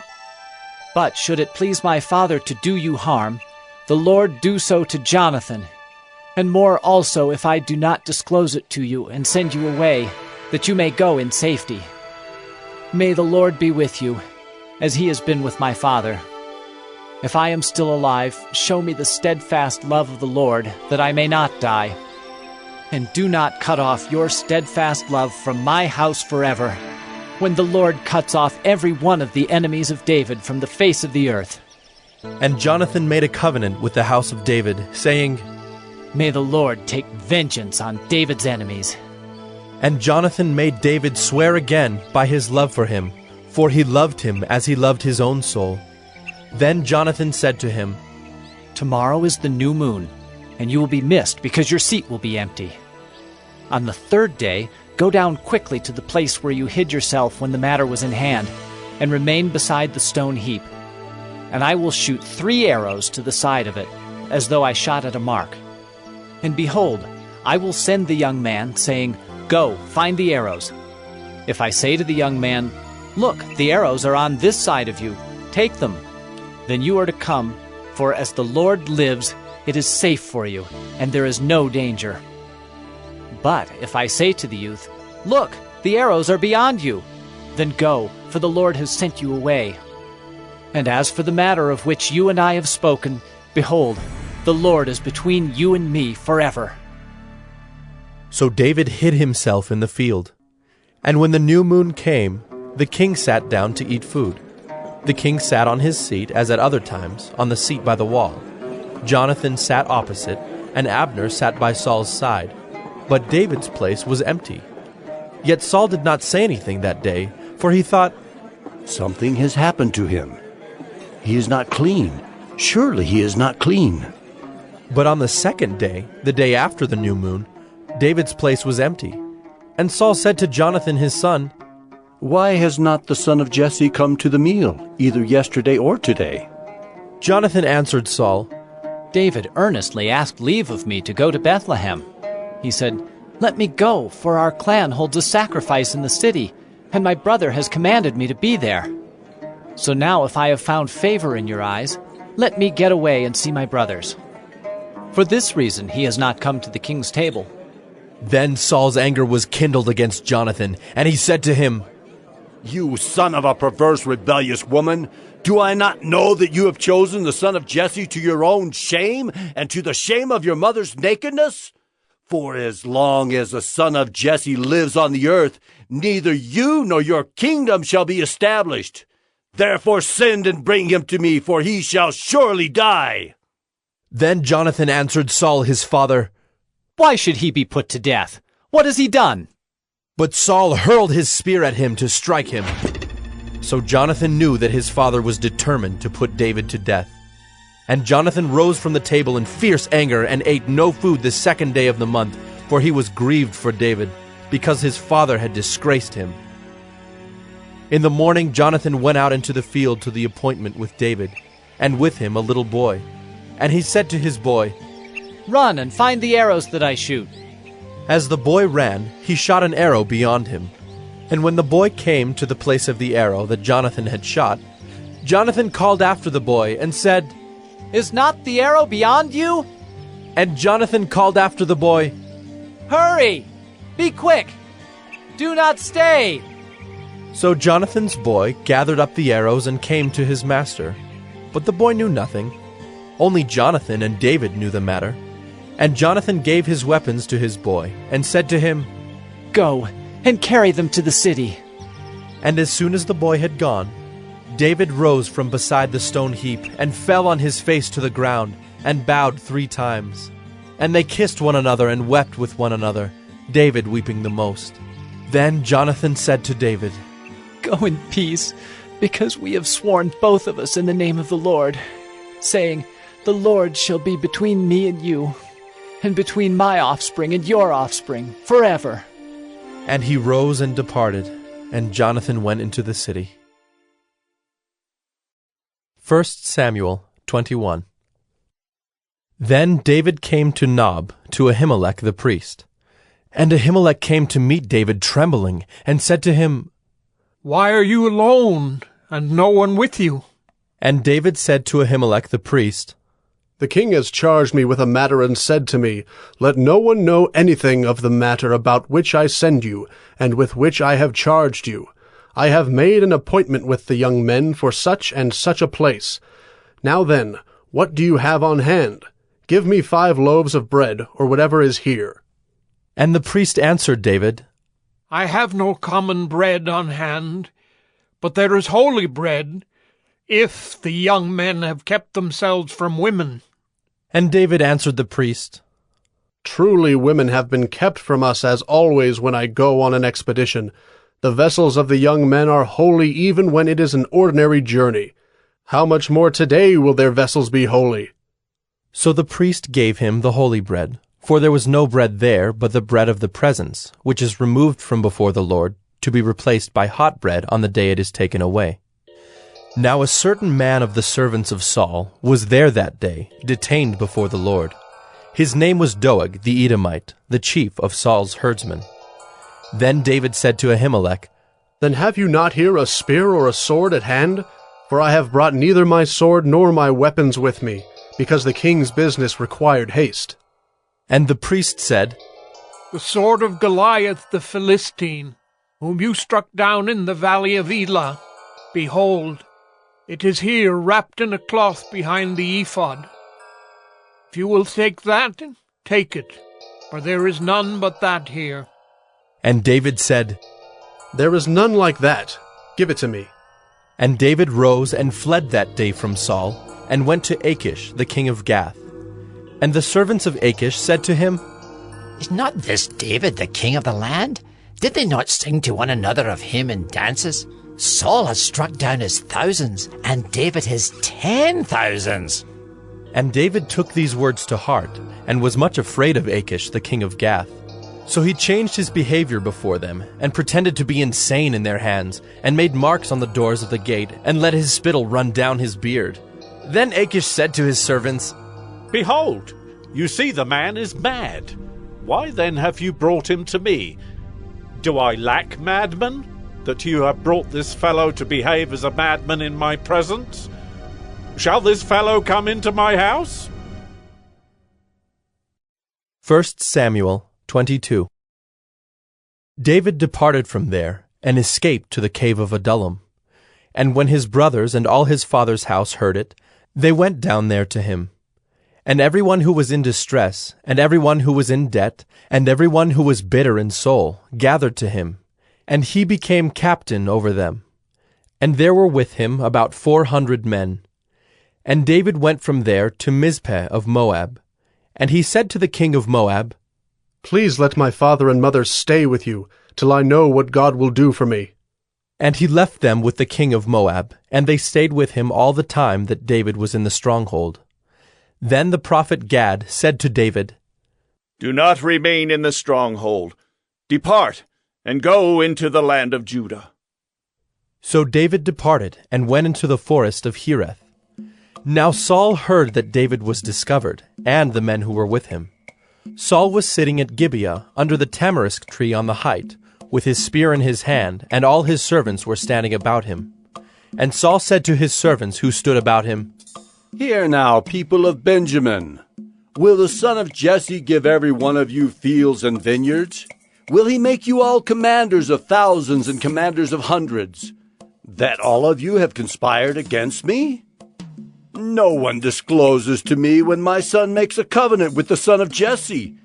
None of you is sorry for me, or discloses to me that my son has stirred up my servant against me to lie in wait as at this day.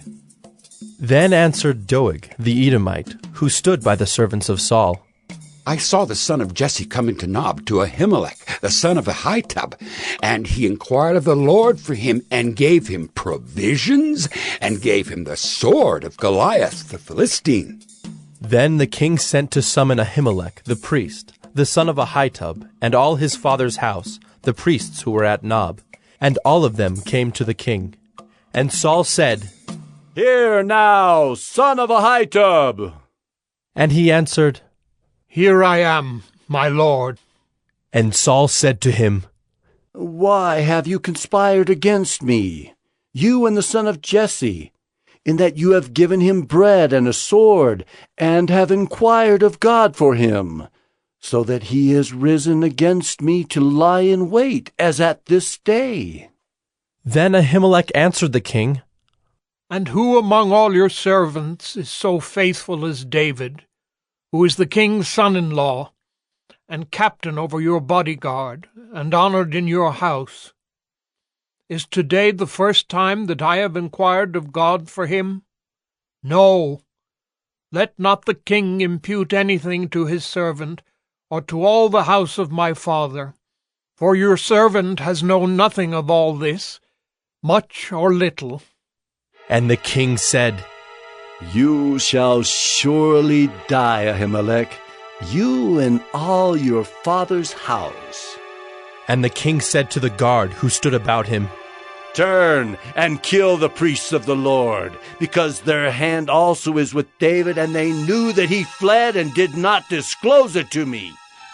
But the servants of the king would not put out their hand to strike the priests of the Lord.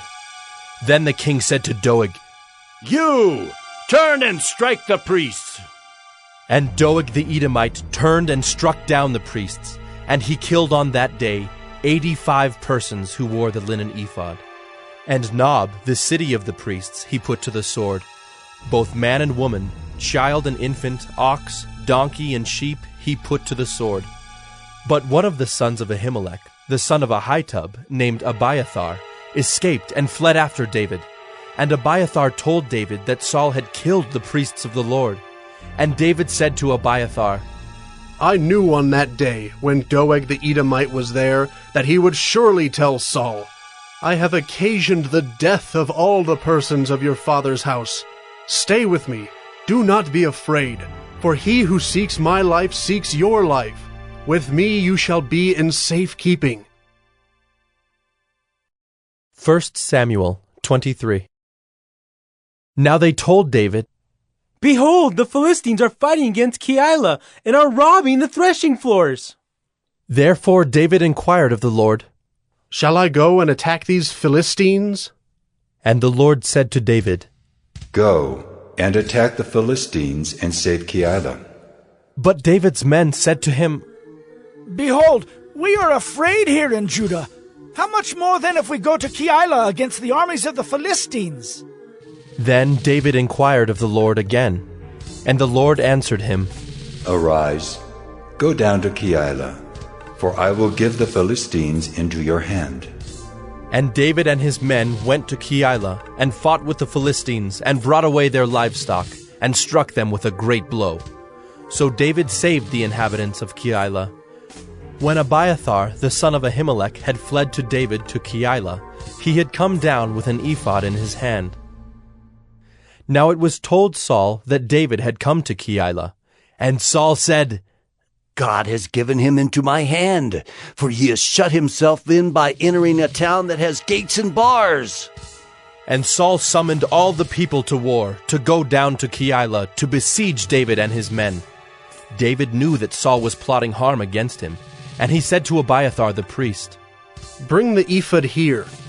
Then said David, O Lord, the God of Israel, your servant has surely heard that Saul seeks to come to Keilah to destroy the city on my account. Will the men of Keilah surrender me into his hand? Will Saul come down, as your servant has heard? O Lord, the God of Israel, please tell your servant. And the Lord said, He will come down. Then David said, Will the men of Keilah surrender me and my men into the hand of Saul? And the Lord said, They will surrender you. Then David and his men, who were about 600, arose and departed from Keilah, and they went wherever they could go. When Saul was told that David had escaped from Keilah, he gave up the expedition. And David remained in the strongholds in the wilderness, in the hill country of the wilderness of Ziph. And Saul sought him every day, but God did not give him into his hand. David saw that Saul had come out to seek his life. David was in the wilderness of Ziph at Horesh, and Jonathan, Saul's son, rose and went to David at Horesh, and strengthened his hand in God. And he said to him, Do not fear, for the hand of Saul my father shall not find you. You shall be king over Israel, and I shall be next to you. Saul my father also knows this. And the two of them made a covenant before the Lord. David remained at Horesh, and Jonathan went home. Then the Ziphites went up to Saul at Gibeah, saying, Is not David hiding among us in the strongholds at Horesh, on the hill of Hakeilah, which is south of Jeshimon? Now come down, O king, according to all your heart's desire to come down, and our part shall be to surrender him into the king's hand. And Saul said, May you be blessed by the Lord, for you have had compassion on me. Go, make yet more sure. Know and see the place where his foot is, and who has seen him there, for it is told me that he is very cunning. See therefore and take note of all the lurking places where he hides, and come back to me with sure information. Then I will go with you, and if he is in the land, I will search him out among all the thousands of Judah. And they arose and went to Ziph, ahead of Saul. Now David and his men were in the wilderness of Maon, in the Arabah to the south of Jeshimon. And Saul and his men went to seek him, and David was told. So he went down to the rock and lived in the wilderness of Maon. And when Saul heard that, he pursued after David in the wilderness of Maon. Saul went on one side of the mountain, and David and his men on the other side of the mountain. And David was hurrying to get away from Saul. As Saul and his men were closing in on David and his men to capture them, a messenger came to Saul, saying, Hurry and come, for the Philistines have made a raid against the land. So Saul returned from pursuing after David and went against the Philistines. Therefore, that place was called the Rock of Escape. And David went up from there and lived in the strongholds of En-gedi. 1 Samuel 24. When Saul returned from following the Philistines, he was told, "Behold, David is in the wilderness of En-gedi." Then Saul took 3,000 chosen men out of all Israel and went to seek David and his men in front of the wild goats' rocks. And he came to the sheepfolds by the way, where there was a cave, and Saul went in to relieve himself. Now David and his men were sitting in the innermost parts of the cave. And the men of David said to him, "Here is the day of which the Lord said to you, Behold, I will give your enemy into your hand, and you shall do to him as it shall seem good to you." Then David arose and stealthily cut off a corner of Saul's robe. And afterward David's heart struck him because he had cut off a corner of Saul's robe. He said to his men, "The Lord forbid that I should do this thing to my Lord, the Lord's anointed, to put out my hand against him, seeing he is the Lord's anointed." So David persuaded his men with these words, and did not permit them to attack Saul. And Saul rose up and left the cave and went on his way. Afterward, David also arose and went out of the cave, and called after Saul, "My Lord, the king!" And when Saul looked behind him, David bowed with his face to the earth and paid homage. And David said to Saul, "Why do you listen to the words of men who say, 'Behold, David seeks your harm'? Behold, this day your eyes have seen how the Lord gave you today into my hand in the cave. And some told me to kill you, but I spared you. I said, I will not put out my hand against my Lord, for he is the Lord's anointed. See, my father, see the corner of your robe in my hand. For by the fact that I cut off the corner of your robe and did not kill you, you may know and see that there is no wrong or treason in my hands. I have not sinned against you, though you hunt my life to take it. May the Lord judge between me and you. May the Lord avenge me against you. But my hand shall not be against you. As the proverb of the ancients says, out of the wicked comes wickedness, but my hand shall not be against you. After whom has the king of Israel come out? After whom do you pursue? After a dead dog? After a flea? May the Lord therefore be judge and give sentence between me and you, and see to it, and plead my cause, and deliver me from your hand." As soon as David had finished speaking these words to Saul, Saul said, "Is this your voice, my son David?" And Saul lifted up his voice and wept. He said to David, "You are more righteous than I, for you have repaid me good, whereas I have repaid you evil. And you have declared this day how you have dealt well with me, in that you did not kill me when the Lord put me into your hands. For if a man finds his enemy, will he let him go away safe? So may the Lord reward you with good for what you have done to me this day. And now, behold, I know that you shall surely be king, and that the kingdom of Israel shall be established in your hand. Swear to me, therefore, by the Lord, that you will not cut off my offspring after me, and that you will not destroy my name out of my father's house." And David swore this to Saul. Then Saul went home, but David and his men went up to the stronghold. 1 Samuel 25. Now Samuel died, and all Israel assembled and mourned for him, and they buried him in his house at Ramah. Then David rose and went down to the wilderness of Paran. And there was a man in Maon, whose business was in Carmel. The man was very rich. He had 3,000 sheep and 1,000 goats. He was shearing his sheep in Carmel. Now the name of the man was Nabal, and the name of his wife Abigail. The woman was discerning and beautiful, but the man was harsh and badly behaved. He was a Calebite. David heard in the wilderness that Nabal was shearing his sheep. So David sent 10 young men. And David said to the young men, Go up to Carmel, and go to Nabal and greet him in my name. And thus you shall greet him. Peace be to you, and peace be to your house, and peace be to all that you have. I hear that you have shearers. Now your shepherds have been with us, and we did them no harm, and they missed nothing all the time they were in Carmel. Ask your young men, and they will tell you. Therefore, let my young men find favor in your eyes, for we come on a feast day. Please, give whatever you have at hand to your servants and to your son David. When David's young men came, they said all this to Nabal in the name of David, and then they waited.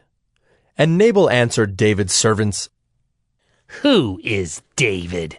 Who is the son of Jesse? There are many servants these days who are breaking away from their masters.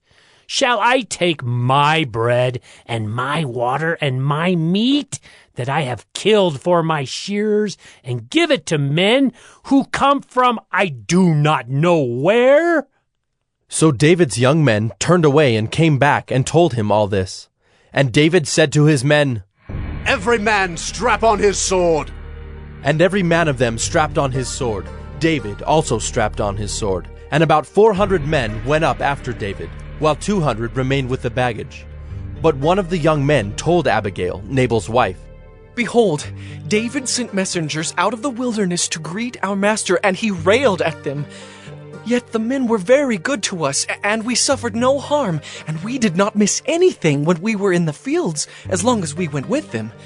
They were a wall to us both by night and by day, all the while we were with them keeping the sheep.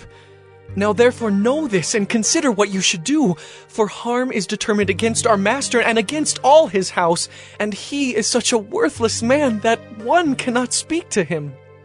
Then Abigail made haste, and took 200 loaves, and 2 skins of wine, and 5 sheep already prepared, and 5 seahs of parched grain, and 100 clusters of raisins, and 200 cakes of figs, and laid them on donkeys. And she said to her young men, Go on before me. Behold, I come after you. But she did not tell her husband Nabal. And as she rode on the donkey, and came down under cover of the mountain, behold, David and his men came down toward her, and she met them. Now David had said, Surely in vain have I guarded all that this fellow has in the wilderness, so that nothing was missed of all that belonged to him, and he has returned me evil for good. God do so to the enemies of David, and more also, if by morning I leave so much as one male of all who belong to him. When Abigail saw David, she hurried and got down from the donkey, and fell before David on her face, and bowed to the ground. She fell at his feet, and said, On me alone, my lord, be the guilt. Please let your servant speak in your ears, and hear the words of your servant. Let not my lord regard this worthless fellow Nabal, for as his name is, so is he. Nabal is his name, and folly is with him. But I, your servant, did not see the young men of my lord whom you sent. Now then, my lord, as the Lord lives, and as your soul lives, because the Lord has restrained you from blood guilt and from saving with your own hand, now then let your enemies and those who seek to do evil to my lord be as Nabal. And now let this present that your servant has brought to my lord be given to the young men who follow my lord. Please forgive the trespass of your servant, for the Lord will certainly make my lord a sure house, because my lord is fighting the battles of the Lord, and evil shall not be found in you, so long as you live. If men rise up to pursue you, and to seek your life, the life of my lord shall be bound in the bundle of the living, in the care of the Lord your God. And the lives of your enemies he shall sling out as from the hollow of a sling. And when the Lord has done to my Lord according to all the good that he has spoken concerning you, and has appointed you prince over Israel, my Lord shall have no cause of grief, or pains of conscience for having shed blood without cause, or for my Lord taking vengeance himself. And when the Lord has dealt well with my Lord, then remember your servant. And David said to Abigail, Blessed be the Lord, the God of Israel, who sent you this day to meet me. Blessed be your discretion, and blessed be you, who have kept me this day from blood guilt, and from avenging myself with my own hand.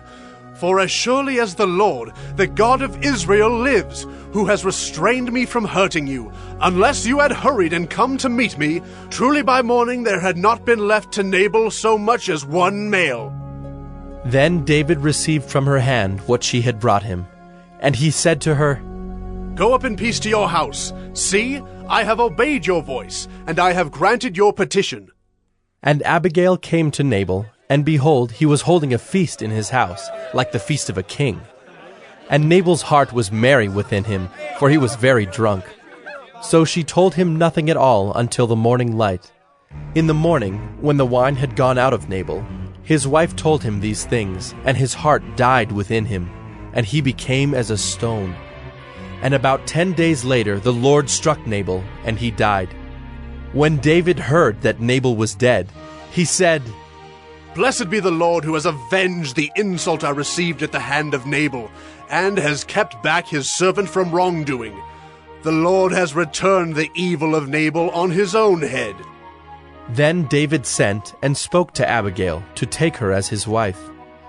When the servants of David came to Abigail at Carmel, they said to her, David has sent us to you to take you to him as his wife. And she rose and bowed with her face to the ground, and said, Behold, your handmaid is a servant to wash the feet of the servants of my Lord. And Abigail hurried and rose and mounted a donkey, and her 5 young women attended her. She followed the messengers of David and became his wife. David also took Ahinoam of Jezreel, and both of them became his wives. Saul had given Michal his daughter, David's wife, to Paltai the son of Laish, who was of Gallim. 1 Samuel 26. Then the Ziphites came to Saul at Gibeah, saying, Is not David hiding himself on the hill of Hachilah, which is on the east of Jeshimon? So Saul arose and went down to the wilderness of Ziph, with 3,000 chosen men of Israel, to seek David in the wilderness of Ziph. And Saul encamped on the hill of Hachilah, which is beside the road on the east of Jeshimon. But David remained in the wilderness. When he saw that Saul came after him into the wilderness, David sent out spies and learned that Saul had come. Then David rose and came to the place where Saul had encamped. And David saw the place where Saul lay, with Abner the son of Ner, the commander of his army. Saul was lying within the encampment, while the army was encamped around him. Then David said to Ahimelech the Hittite, and to Joab's brother Abishai, the son of Zeruiah, Who will go down with me into the camp to Saul? And Abishai said, I will go down with you. So David and Abishai went to the army by night. And there lay Saul sleeping within the encampment, with his spear stuck in the ground at his head, and Abner and the army lay around him. Then said Abishai to David, God has given your enemy into your hand this day.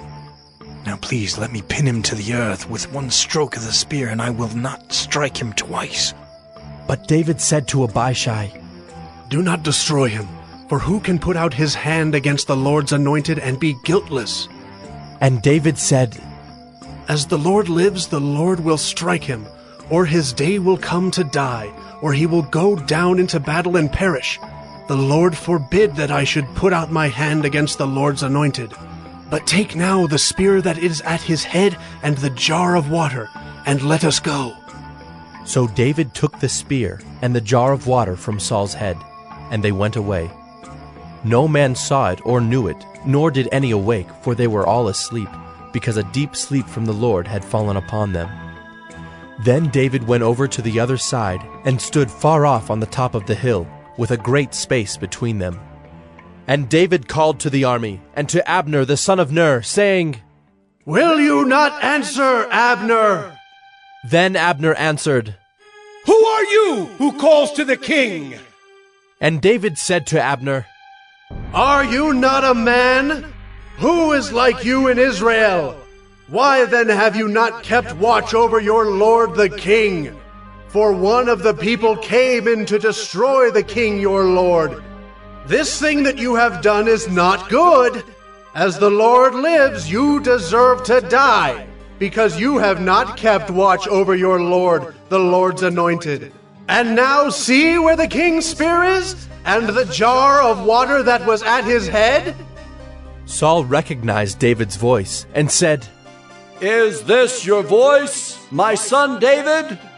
And David said, It is my voice, my lord, O king. And he said, Why does my lord pursue after his servant? For what have I done? What evil is on my hands? Now therefore let my lord the king hear the words of his servant. If it is the Lord who has stirred you up against me, may he accept an offering. But if it is men, may they be cursed before the Lord. For they have driven me out this day, that I should have no share in the heritage of the Lord, saying, Go serve other gods.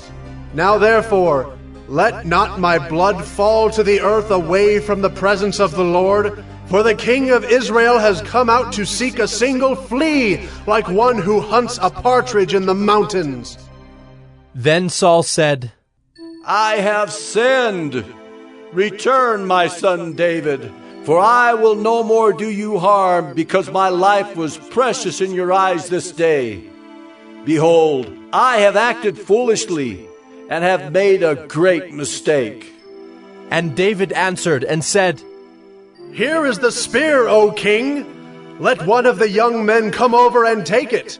The Lord rewards every man for his righteousness and his faithfulness, for the Lord gave you into my hand today, and I would not put out my hand against the Lord's anointed.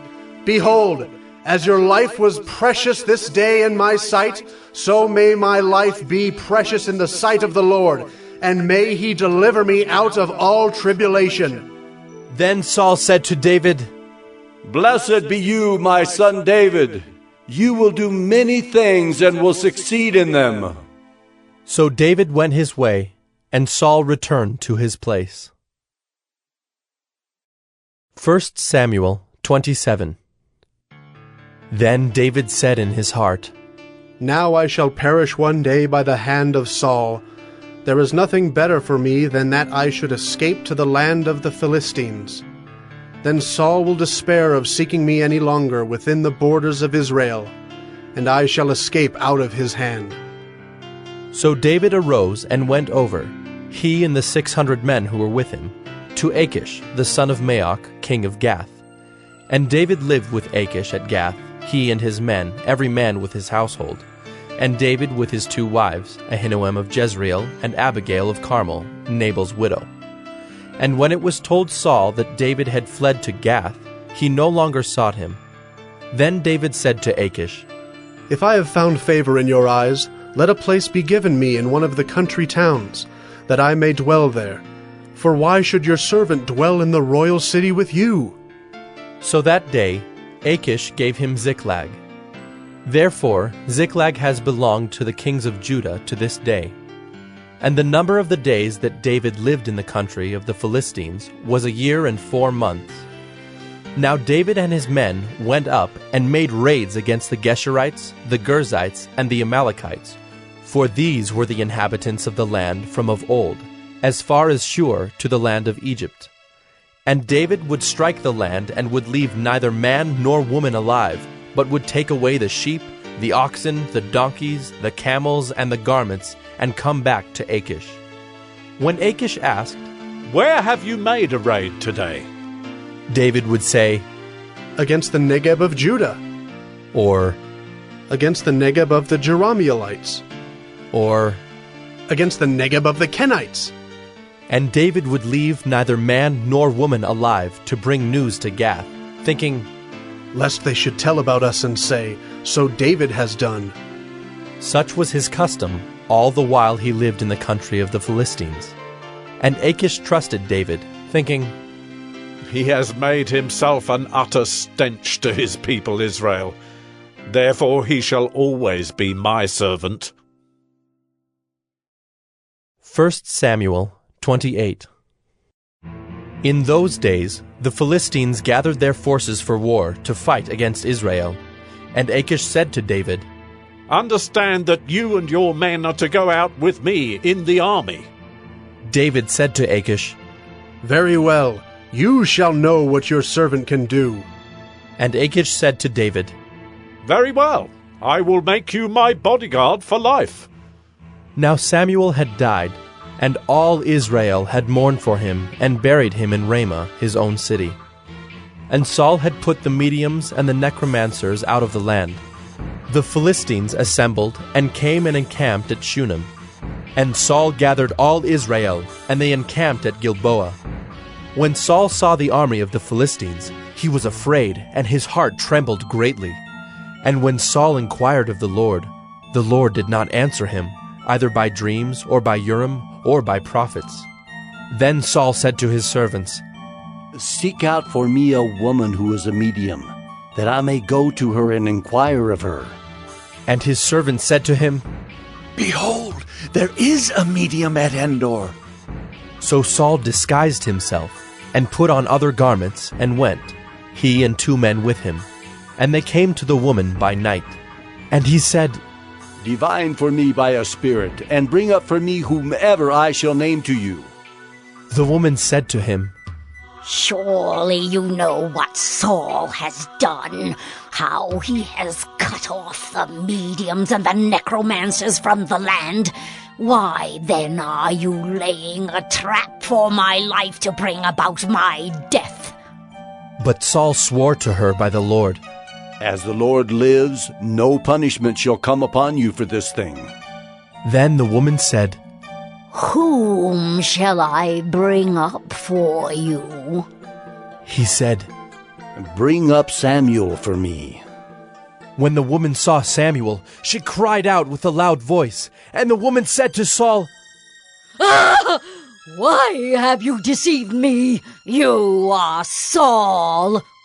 The king said to her, "Do not be afraid. What do you see?"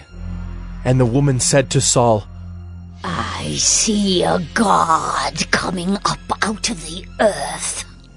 He said to her, "What is his appearance?" And she said, "An old man is coming up, and he is wrapped in a robe." And Saul knew that it was Samuel, and he bowed with his face to the ground and paid homage. Then Samuel said to Saul, "Why have you disturbed me by bringing me up?" Saul answered, "I am in great distress, for the Philistines are warring against me, and God has turned away from me and answers me no more, either by prophets or by dreams. Therefore I have summoned you to tell me what I shall do." And Samuel said, "Why then do you ask me, since the Lord has turned from you and become your enemy? The Lord has done to you as he spoke by me, for the Lord has torn the kingdom out of your hand and given it to your neighbor David, because you did not obey the voice of the Lord and did not carry out his fierce wrath against Amalek. Therefore the Lord has done this thing to you this day. Moreover, the Lord will give Israel also with you into the hand of the Philistines. And tomorrow you and your sons shall be with me. The Lord will give the army of Israel also into the hand of the Philistines." Then Saul fell at once, full length on the ground, filled with fear because of the words of Samuel. And there was no strength in him, for he had eaten nothing all day and all night. And the woman came to Saul, and when she saw that he was terrified, she said to him, "Behold, your servant has obeyed you. I have taken my life in my hand and have listened to what you have said to me. Now, therefore, you also obey your servant. Let me set a morsel of bread before you, and eat, that you may have strength when you go on your way." He refused and said, "I will not eat." But his servants, together with the woman, urged him, and he listened to their words. So he arose from the earth and sat on the bed. Now the woman had a fattened calf in the house, and she quickly killed it, And she took flour and kneaded it, and baked unleavened bread of it. And she put it before Saul and his servants, and they ate. Then they rose and went away that night. 1 Samuel 29. Now the Philistines had gathered all their forces at Aphek, and the Israelites were encamped by the spring that is in Jezreel. As the lords of the Philistines were passing on by hundreds and by thousands, and David and his men were passing on in the rear with Achish, the commanders of the Philistines said, "What are these Hebrews doing here?" And Achish said to the commanders of the Philistines, "Is this not David, the servant of Saul, king of Israel, who has been with me now for days and years? And since he deserted to me, I have found no fault in him to this day." But the commanders of the Philistines were angry with him, and the commanders of the Philistines said to him, "Send the man back, that he may return to the place to which you have assigned him. He shall not go down with us to battle, lest in the battle he become an adversary to us. For how could this fellow reconcile himself to his lord? Would it not be with the heads of the men here? Is not this David of whom they sing to one another in dances? Saul has struck down his thousands, and David his 10,000s. Then Achish called David and said to him, "As the Lord lives, you have been honest, and to me it seems right that you should march out and in with me in the campaign. For I have found nothing wrong in you from the day of your coming to me to this day. Nevertheless, the lords do not approve of you. So go back now and go peaceably, that you may not displease the lords of the Philistines." And David said to Achish, "But what have I done? What have you found in your servant from the day I entered your service until now, that I may not go and fight against the enemies of my lord the king?" And Achish answered David and said, "I know that you are as blameless in my sight as an angel of God. Nevertheless, the commanders of the Philistines have said, 'He shall not go up with us to the battle.' Now then, rise early in the morning with the servants of your lord who came with you, and start early in the morning, and depart as soon as you have light." So David set out with his men early in the morning to return to the land of the Philistines. But the Philistines went up to Jezreel. 1 Samuel 30. Now when David and his men came to Ziklag on the third day, the Amalekites had made a raid against the Negeb and against Ziklag. They had overcome Ziklag and burned it with fire, and taken captive the women and all who were in it, both small and great. They killed no one, but carried them off and went their way. And when David and his men came to the city, they found it burned with fire, and their wives and sons and daughters taken captive. Then David and the people who were with him raised their voices and wept until they had no more strength to weep. David's 2 wives also had been taken captive, Ahinoam of Jezreel, and Abigail, the widow of Nabal of Carmel. And David was greatly distressed, for the people spoke of stoning him, because all the people were bitter in soul, each for his sons and daughters. But David strengthened himself in the Lord his God. And David said to Abiathar the priest, the son of Ahimelech, "Bring me the ephod." So Abiathar brought the ephod to David. And David inquired of the Lord, "Shall I pursue after this band? Shall I overtake them?" He answered him, "Pursue, for you shall surely overtake and shall surely rescue." So David set out, and the 600 men who were with him, and they came to the brook Besor, where those who were left behind stayed. But David pursued, he and 400 men. 200 stayed behind, who were too exhausted to cross the brook Besor. They found an Egyptian in the open country, and brought him to David. And they gave him bread, and he ate. They gave him water to drink, and they gave him a piece of a cake of figs, and 2 clusters of raisins. And when he had eaten, his spirit revived, for he had not eaten bread or drunk water for 3 days and 3 nights. And David said to him, "To whom do you belong, and where are you from?" He said, "I am a young man of Egypt, servant to an Amalekite. And my master left me behind, because I fell sick 3 days ago.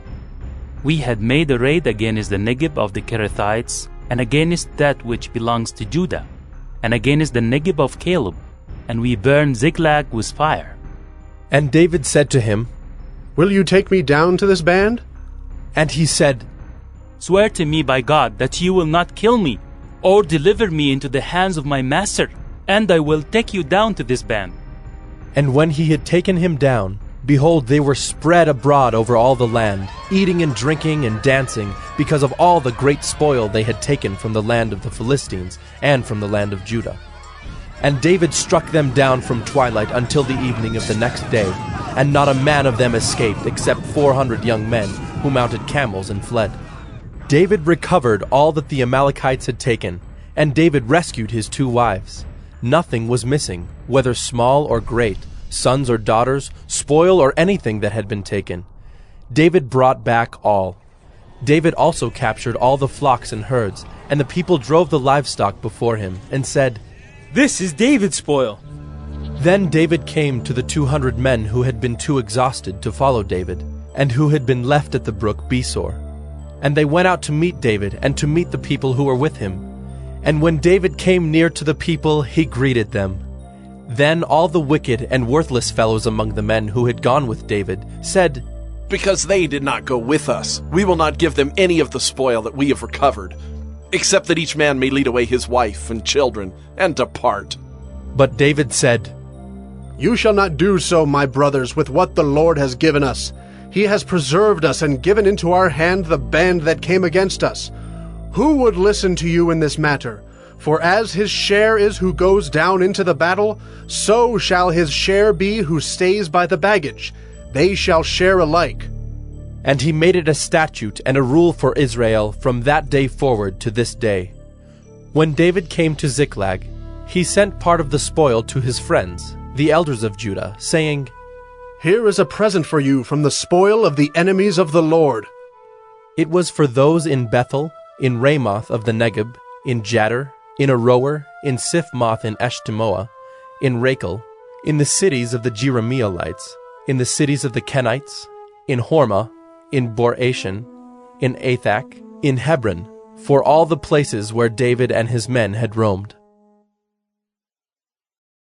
1 Samuel 31.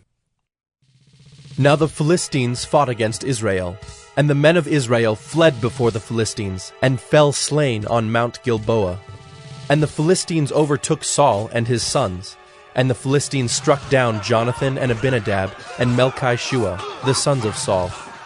The battle pressed hard against Saul, and the archers found him, and he was badly wounded by the archers. Then Saul said to his armor-bearer, Draw your sword, and thrust me through with it, lest these uncircumcised come and thrust me through and mistreat me. But his armor-bearer would not, for he feared greatly. Therefore Saul took his own sword and fell upon it. And when his armor-bearer saw that Saul was dead, he also fell upon his sword and died with him. Thus Saul died, and his 3 sons, and his armor-bearer, and all his men on the same day together.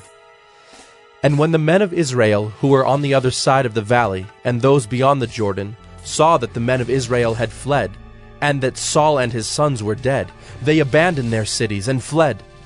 And the Philistines came and lived in them. The next day, when the Philistines came to strip the slain, they found Saul and his 3 sons fallen on Mount Gilboa.